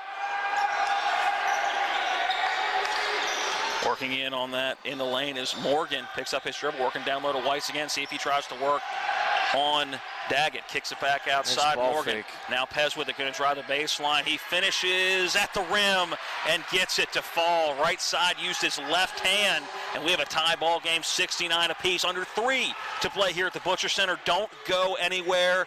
We got some good PSAC action right in front of our eyes. Dan McLean-Corley had an open 3, decided not to take it, sends it back out to Thomas Lang. Now back to Dan McLean-Corley. Being guarded by Pepin. He's going to try to use that. Goes up with the left hand. Nice. Contact foul. Count the bucket. He'll go to the line and try to make it a 3-point play after this under 4 media timeout, I believe. And yes, both teams will now go to their bench for that under 4 media timeout. The Rams up 71-69. Dan McLean-Corley will try to make it a 72-69 game. When we come back, a free throw upcoming with 2:42 remaining in the ballgame. Shepherd a 2-point lead back in 60 seconds. This is Shepherd Ram basketball on TV 10. To see the inspirations of Mishu's tuxedo collection, look to the sky and stars. For the jewelry itself, come to Bechtel Jewelers for the Trunk Show, November 23rd and 24th. These playful pieces are a wonderland of sparkly blacks and whites, plus other festive colors. Gems like shimmering black druzy, onyx, and ice quartz adorn silver and gold. Enjoy sophisticated everyday elegance at the Trunk Show, November 23rd and 24th, and let your inner sparkle shine. Only at Bechtel Jewelers, Route 11 South, Inwood. You care about your car, so you take it to the best mechanic. You love your dog, so you take it to a vet you trust. So why go with just anyone when it comes to your insurance? With a local Allstate agent, you get expert advice you can trust and the best coverage for you. And because they live in your community, you can always count on them to be there when you need them the most. Call Allstate agent Gary Kelly today at 304-263-4596. Subject to terms, conditions, and availability.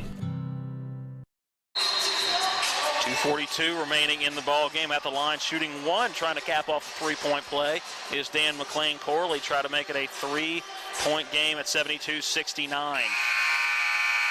Well, I like what McLean-Corley did on that last possession. He had an open look at a 3, but decided instead to drive inside, take a higher percentage shot, drew the foul, converted the layup. To me, I thought that was a better play, and if I'm Coach Namlick, I like that a little bit better too. Could get 3 regardless. Yeah. Here's that foul shot up. Short off the front of the iron. He'll just get 2.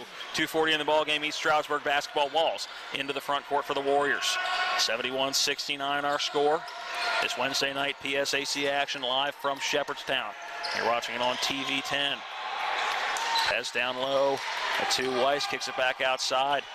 It's Rodriguez sending it back down low to Weiss. Almost pushed out of bounds. Now it's Pez from the left side. That one rattles around. No good. Bounces out. Almost stolen, but Jarrell Jones able to run it down as we near 2:10 to play in the game. Jarrell Jones, some fancy dribbling right at midcourt. He tries a step back 3. That one good. Big 3 for Jarrell Jones. He's hit a couple of them in the last 2 minutes. Huge shot. 74-69, under 2 minutes to play. Walls with the basketball. Now Pez with it being tightly guarded by Thomas Lang. And Weiss going to be called for the moving pick. Extended that waist area a little bit on Thomas Lang. And a good job by Lang. I don't want to say the flopping a little bit, but definitely showing that there was contact made and movement. Boy, that was huge. What a sequence of events there for the Rams. They were in a 2-point, only had a 2-point advantage. Very tight ball game, but now at that 3, they can loosen up a little bit, chew some clock. Dan McLean-Corley with it being guarded by Walls. 1:45 remaining in the ball game. Dangerous cross-court pass. Gotta be careful with those cross-court passes. And Kyle Daggett able to corral it and get it to Thomas Lang, being guarded by Justin Paz. Jarrell Jones now with it. Now Dan McLean-Corley, 10 seconds on the shot clock. He'll put up a shot, draws contact, and will go to the line for 2. That foul going to go on Troy Jones. A late whistle, and I think that's what Jones was barking at the official about, and that'll be his first foul and the 10th team foul, which is big for Shepherd now in the double bonus late in the ball game.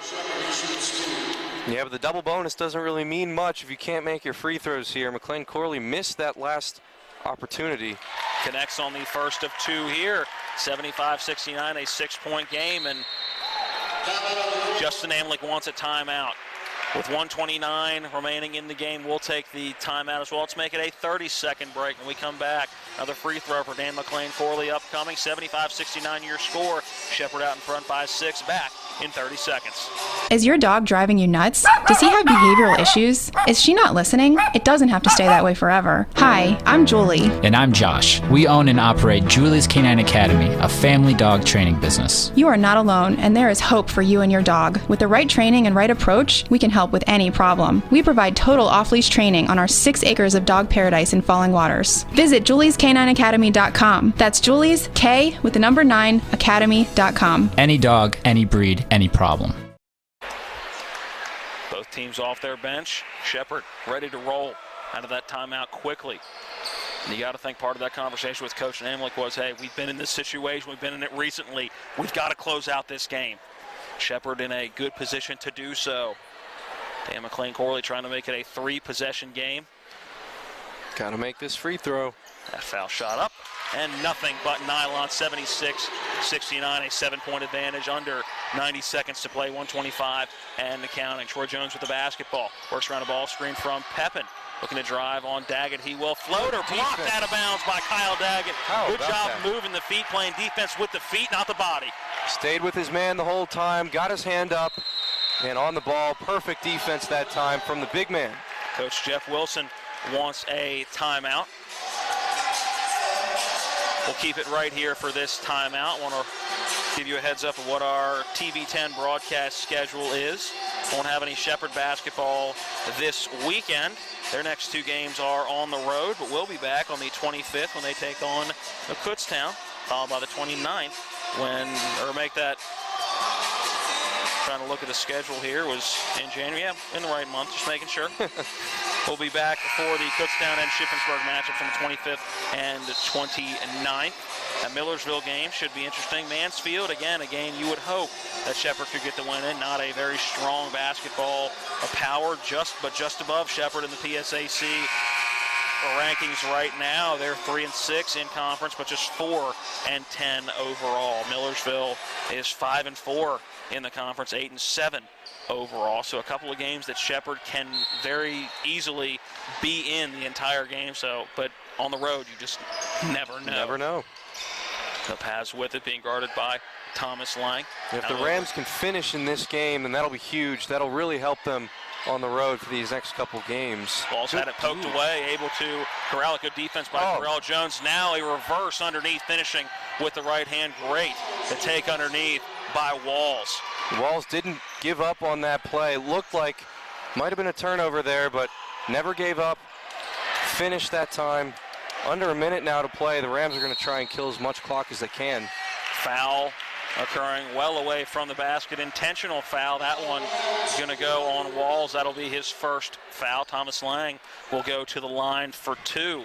And wise for Lang there. He had a wide open look off the inbound pass, but decided instead to try and dribble around and take some time off the clock. And that shows the maturity of Thomas Lang when he's having the game he's having and not trying to knock down that 3 as he hits the first foul shot, knowing what is the best for his team at that moment. That shows that senior leadership.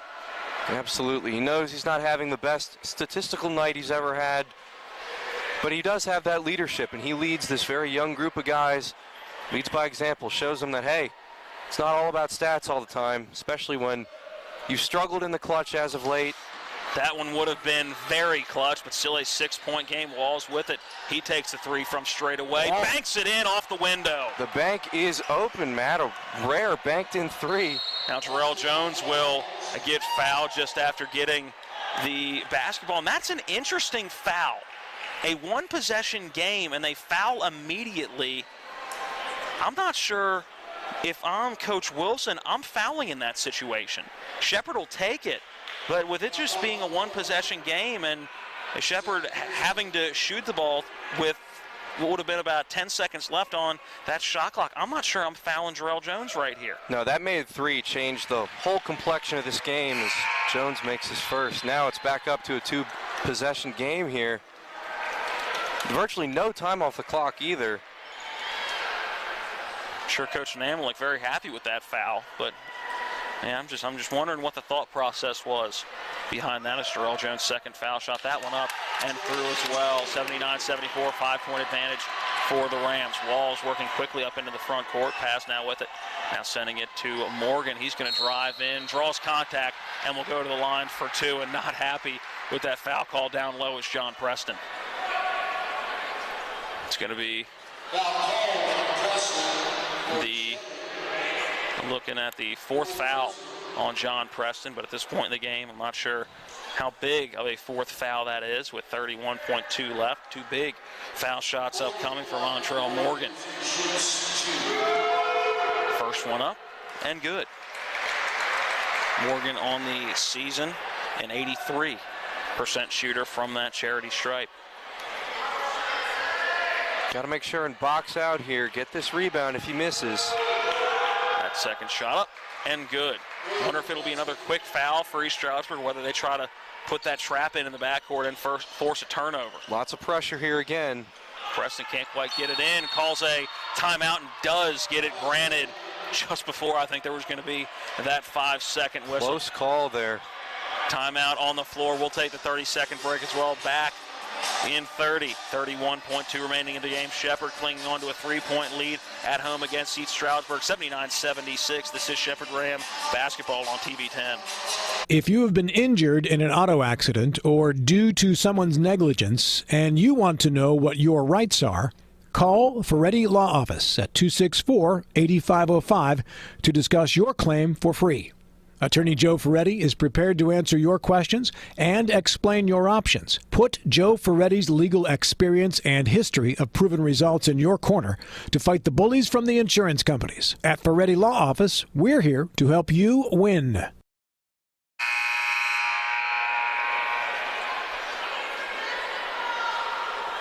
No timeouts left for Shepherd, just one for ESU. So if Shepherd can't get this inbound pass in, then it'll be a Look good at this offensive play that they're doing here on the inbound. They all lined up right around wide the free open throw line. Is Jarrell Jones, and there's the foul. That foul going to go on number 11, Kit and Najee Walls. That is his second on the day, and once again, Jarrell Jones going to go to the line and try to sink some crucial free throws. Shot clock will be off the rest of the game. 28.2 remaining in the contest. First foul shot for Jones. Hard off the back of the iron, no good. Just really needed to make one of two in this situation. Two would have been nice, but you at least need to make it a 4-point game here if you're Jones. Here comes that second free throw. That one up and good. Huge shot there. 80-76, 25 seconds left to play. Wall's going to drive in, misses it off the bottom of the backboard, but it's going to go out of bounds off of Thomas Lang, who was right there to get the rebound. That's one of those 1 in a million fluke plays there. Goes right off his leg. Perfect opportunity to try and chew some more clock, but instead, turnover. Last time out going to be used for Coach Wilson in East Stroudsburg. We'll take the 30-second break as well. Actually, let's make it a 60-second timeout with 20.1 left in the game. Shepherd leading East Stroudsburg 80-76, back in 1 minute. At Anthony's Pizza Inwood location, nobody does it better. We make our own dough and we bake it fresh twice daily. That's freshly baked twice a day to make sure your pizza always tastes great. Take advantage of our Anthony's Pizza special offer. Get 2 large one-topping pizzas, just $17.99. And when you buy 3 12-inch subs, the 4th one's on us. For the best in freshly made pizzas, subs, calzones, stromboli, lasagna, and more, it's got to be Anthony's Pizza, 372 Middleway Pike in Inwood. Call 229-7373 for delivery. Anthony'sMenu.com.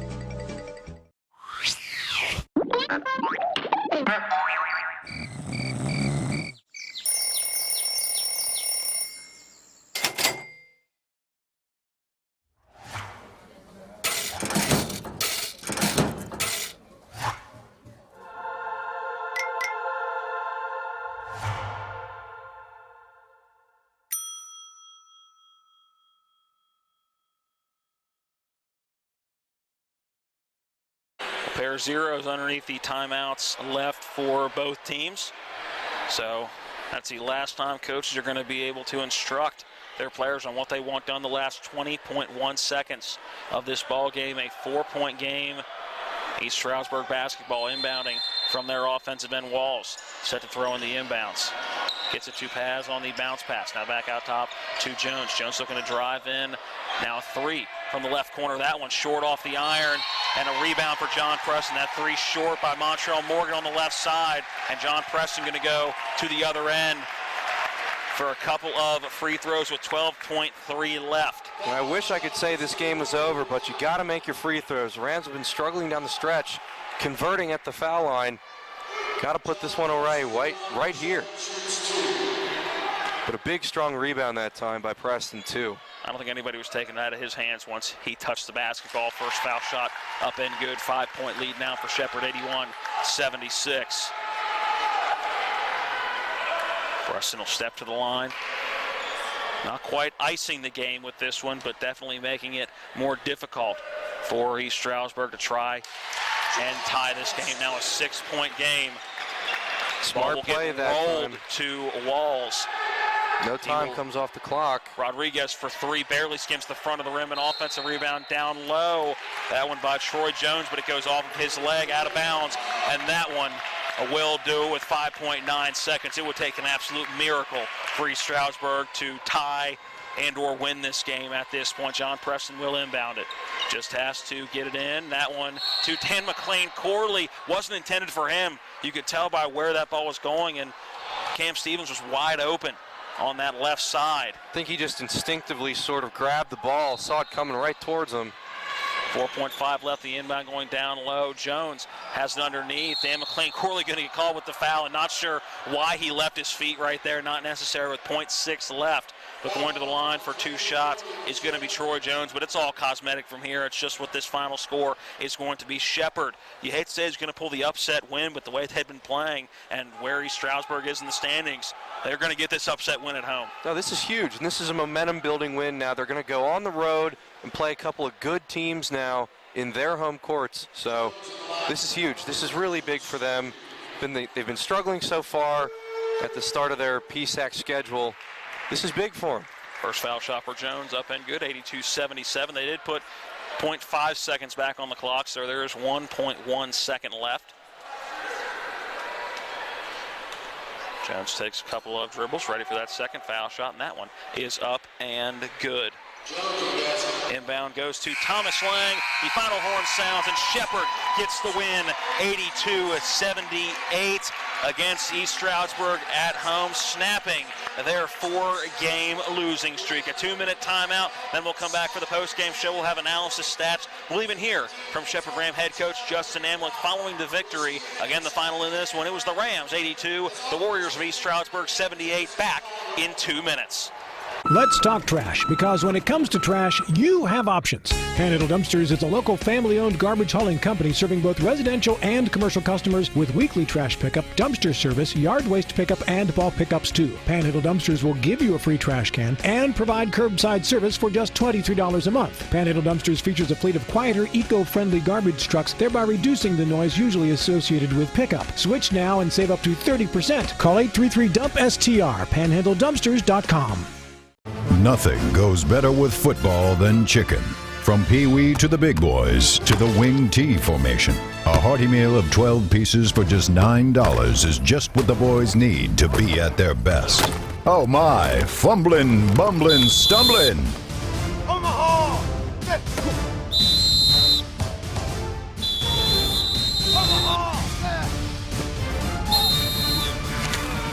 Rocks Local Market. Discover the years that will change the rest of your life. Come to a place that is home to different cultures that make us all unique. Embrace the chance to be a better friend, a better leader, a better you. Put your imagination to work in theater and the arts. Shatter records. Chase your dreams. Be a warrior. Create new ideas. Discover who you are and how you can make a difference. Discover ESU.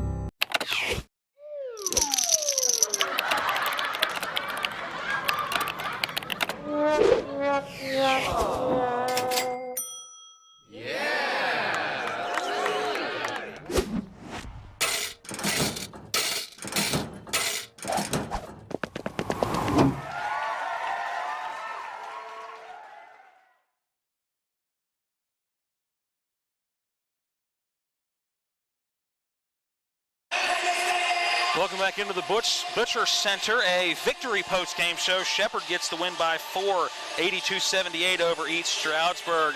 That is going to be a big win for Shepherd in the long run coming into this game. Just 2 conference wins. They're now 3-7 in conference.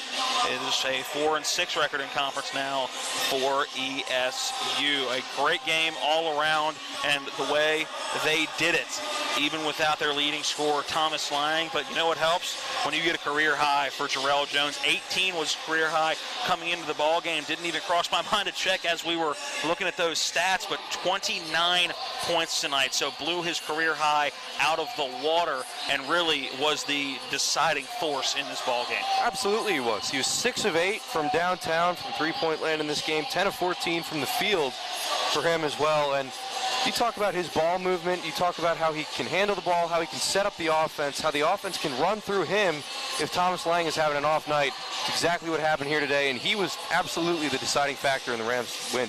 All right, real quick before we hear from Shepherd head coach Justin Namalik, let's go through some of these individual stats, starting with East Stroudsburg. Leading the way with 15 points was Zach Sable. He went 7 for 10 from the field, 1 for 1 from the charity stripe. Troy Jones finished with 12, 3 for 6 from the field, hit 2 threes in 3 tries. Those are the only 2 in double digits. 8 points for Michael Weiss down low, 4 for 8 from the field.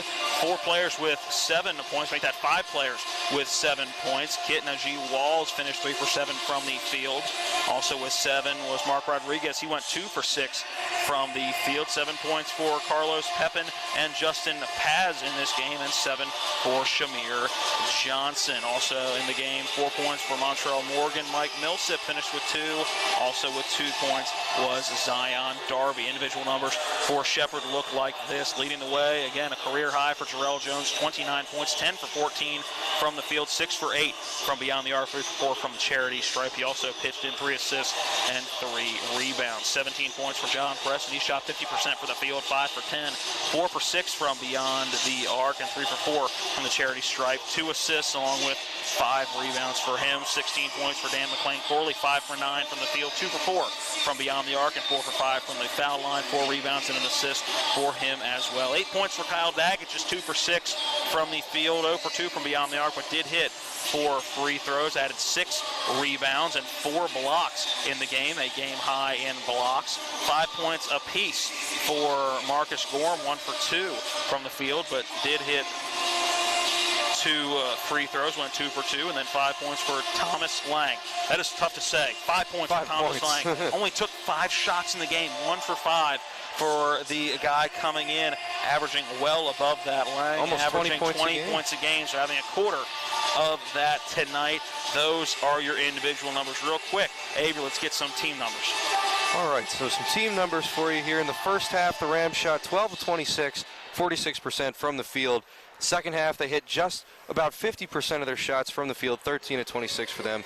For the game, 25 of 52 for 48.1% from the field. They shot 14 of 29 from three-point land for the game. That's 48.3% for them. And they hit 18 of their 23 foul shots, 78.3% from the stripe. In terms of stats for East Stroudsburg, 46.2% of their shots from the field went in, 30 of 65 for them, 7 of 21 from downtown, just 33.3% from long range for them, and then 91.7 of their free throws found the bottom of the bucket, 11 for 12 from the charity stripe for them. So 82-78 was the final score. So many points they had, and rebounds for both of these teams. East Stroudsburg 35, Shepherd 29. So Warriors out-rebounded the Rams, but still fell short in this ball game here. Again, 7 of 21 from three-point land for East Stroudsburg, and 14 of 29 from 3 for the Rams. All right, that is the individual and team numbers from this one. Looks like Justin Namlik is making his way over here. Should be a little happier than he was against Lock Haven, but still a long way to go in this season. I'm sure he will find some things to work on in this ball game, making his way up the stairs right in front of us. He has one of those final stat sheets in front of him, so wants to see what each one of his players did in this ball game, and he will turn into the rose between 2 thorns, wedging his way in between Avery and myself. Coach, we will have you come right in here for us. Avery, I'll have you kick that chair out for me. Alrighty. First of all, Coach, congratulations on the win. I'm sure a much nicer conversation than we had on Saturday. Yeah, I think Saturday hurt. I think Saturday hurt a lot just because it was kind of the same old story for us and not being able to finish basketball games. And so obviously for tonight, for us to step up and finish there the last 4 minutes, after they cut into our lead, it's just progress for our team and growth for our team. And, they definitely needed it. I was hoping, man, that we'd be able to pull it out because, this team really needs it because they've stayed the course. They haven't, we haven't maybe executed in games, but, in practice and everything, they're completely in tune with what we're trying to do. And tonight was a great step for that. So they got rewarded with the win. When you look at the night that Thomas Lang had, I don't want to say how much more special is it you were able to get the win, but I'm sorry. With Thomas Lang having the night he did, just 5 points, how impressed were you with the rest of the team when your leading scorer has a quarter of what he usually has to come out and score 82 points and get the win? I think basketball is a team game, and we've always been a program that has balanced scoring. I think one of the lessons, as a team, we've had two defining moments, and that first defining moment of our team was probably after the Virginia Union game. I feel like our team was standing around watching Thomas, and it's not Thomas's game. Thomas, he can't just create for himself like that. He's a benefactor of receiving passes and this and that. And I think at that moment, a lot of our guys really stepped up. I thought Kyle Daggett stepped up at that moment, Daniel McClain-Corley and Jarrell Jones. The other defining moment then has just been how we finish games. And so it was probably the last week after Christmas we talked about who we were going to go to at the end of the games, and we're going to go to Jarrell Jones and Daniel McClain-Corley. And I think Jarrell just from the start was aggressive, from the start of the game, and I think that just carried over then into the last 4 minutes because he made some big shots in the last 4 minutes. Daniel McClain-Corley made some big, he got to the cup and got the and one. So the guys that we wanted to go to, they stepped up and they performed at the clutch moments at the end. Coach, your guys had 8 blocks in this game tonight, forced 8 turnovers there for ESU. What do you have to say about how your defensive effort was for your team here tonight? Yeah, I think, one of the things that we were looking at over the last 4 games, I think obviously we haven't been finishing games well, but our defense had let up a little bit. We keep track, our defensive field goal percentage had been creeping up these last 4 games, and then also 2 points per possession.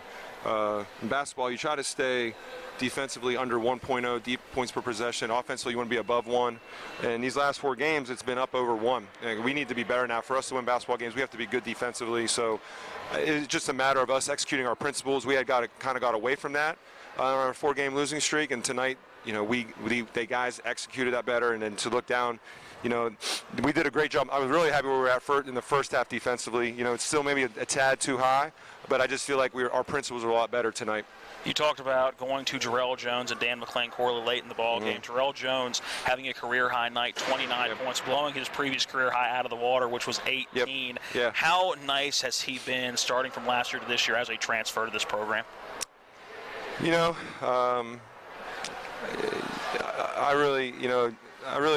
love Jarrell because, I tell my classes all the time in my coaching classes, but Wheeling, West Virginia is no different than Martinsburg, West Virginia in a lot of ways. Wheeling Park High School is very similar to Martinsburg High School. I went to school with guys like Jarrell. And I think sometimes, the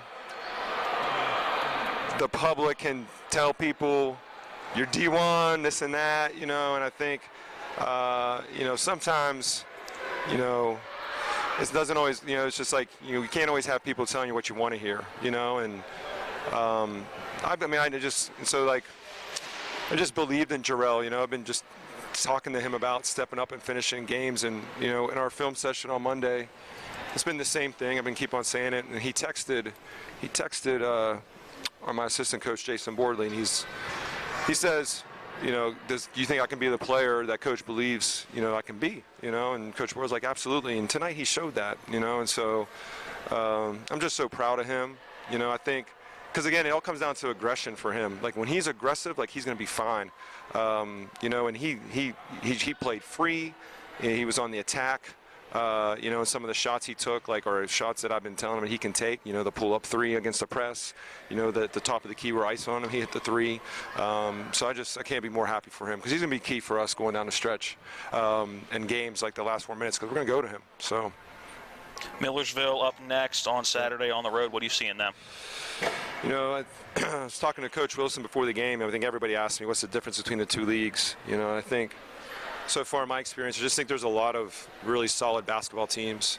You know, Coach Wilson reminded me there's been some injuries in the league this year, but you know, it's going to be another solid basketball team. You know, they have, when I say solid basketball team, they have good inside play, good guard play. You know, and so it's going to be a test. You know, we have not won on the road. You know, I mean, you know, we've had opportunities at Edinburgh, at Virginia Union, at Westchester, at Bloomsburg. So, like, we need to crack that, you know. So for us as the growth of the team, like tonight, it was, all right, how do we finish the game? We finish it. You know, Saturday's going to be, let's go on the road and get a win. Well, Coach, thanks for the time. Congratulations on the win and good luck Saturday. Thank you. Thanks, Coach. Shepherd victorious head coach Justin Namlick. One more 60-second break to take. When we come back, we will name our player of the game, although I don't think it'll be too much of a question who that is. And we will set up our next broadcast not only for Shepherd, but for our TV 10 sports coverage. That coming up after this 60-second timeout. Again, the final. It was Shepherd 82, East Stroudsburg 78. Back in 1 minute.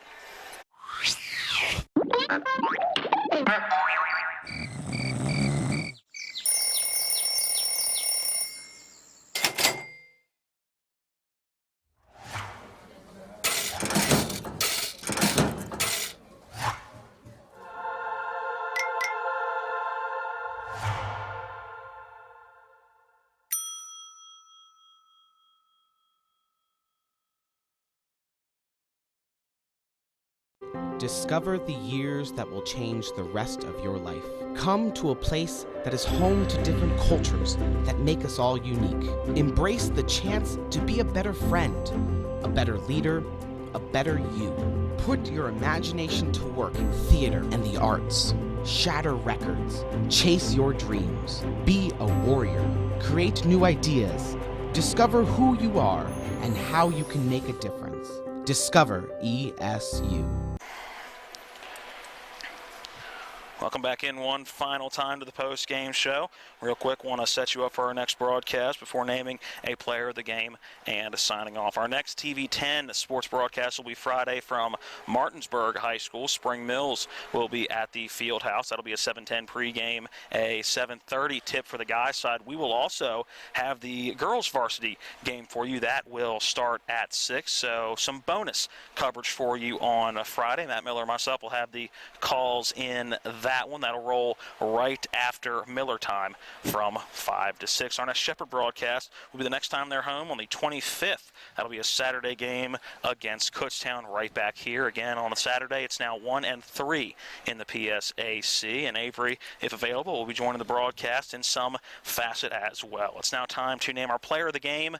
I don't think we need to discuss this at all. I think we go with the career high 29 points for Jarrell Jones. Absolutely. I mean, the guy was shooting lights out all game. He handled the ball terrifically. The offense ran through him the entire time. Thomas Lang was having an off night.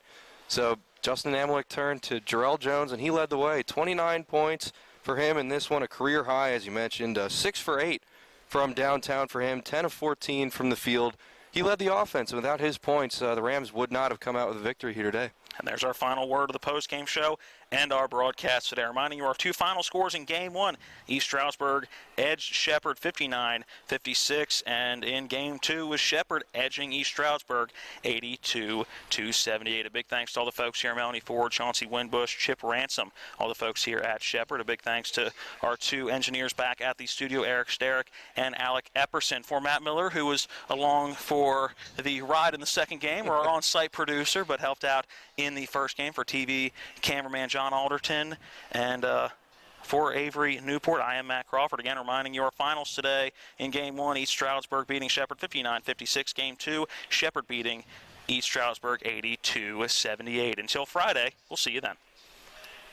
Rams. Today's game has been brought to you by Hagerstown Ford. We deliver to your home. FordofHagerstown.com. Panhandle Dumpsters, because you have a choice. PanhandleDumpsters.com. The Mirius Group. Start planning for a brilliant future. The Joe Ferretti Law Office in downtown Martinsburg, delivering first-rate service and results for our clients. Green Tree Realty, a great place to call home. Jackie Lewis Broker. GreenTreeRealty.com. Mike Folk for Governor. Accountable, ethical, responsible. Folk4WV.com. And by Smallwood & Small, an Erie affiliate, Total Insurance Solutions. TV10 thanks you for watching today's presentation of Shepherd University Rams basketball. All rights reserved.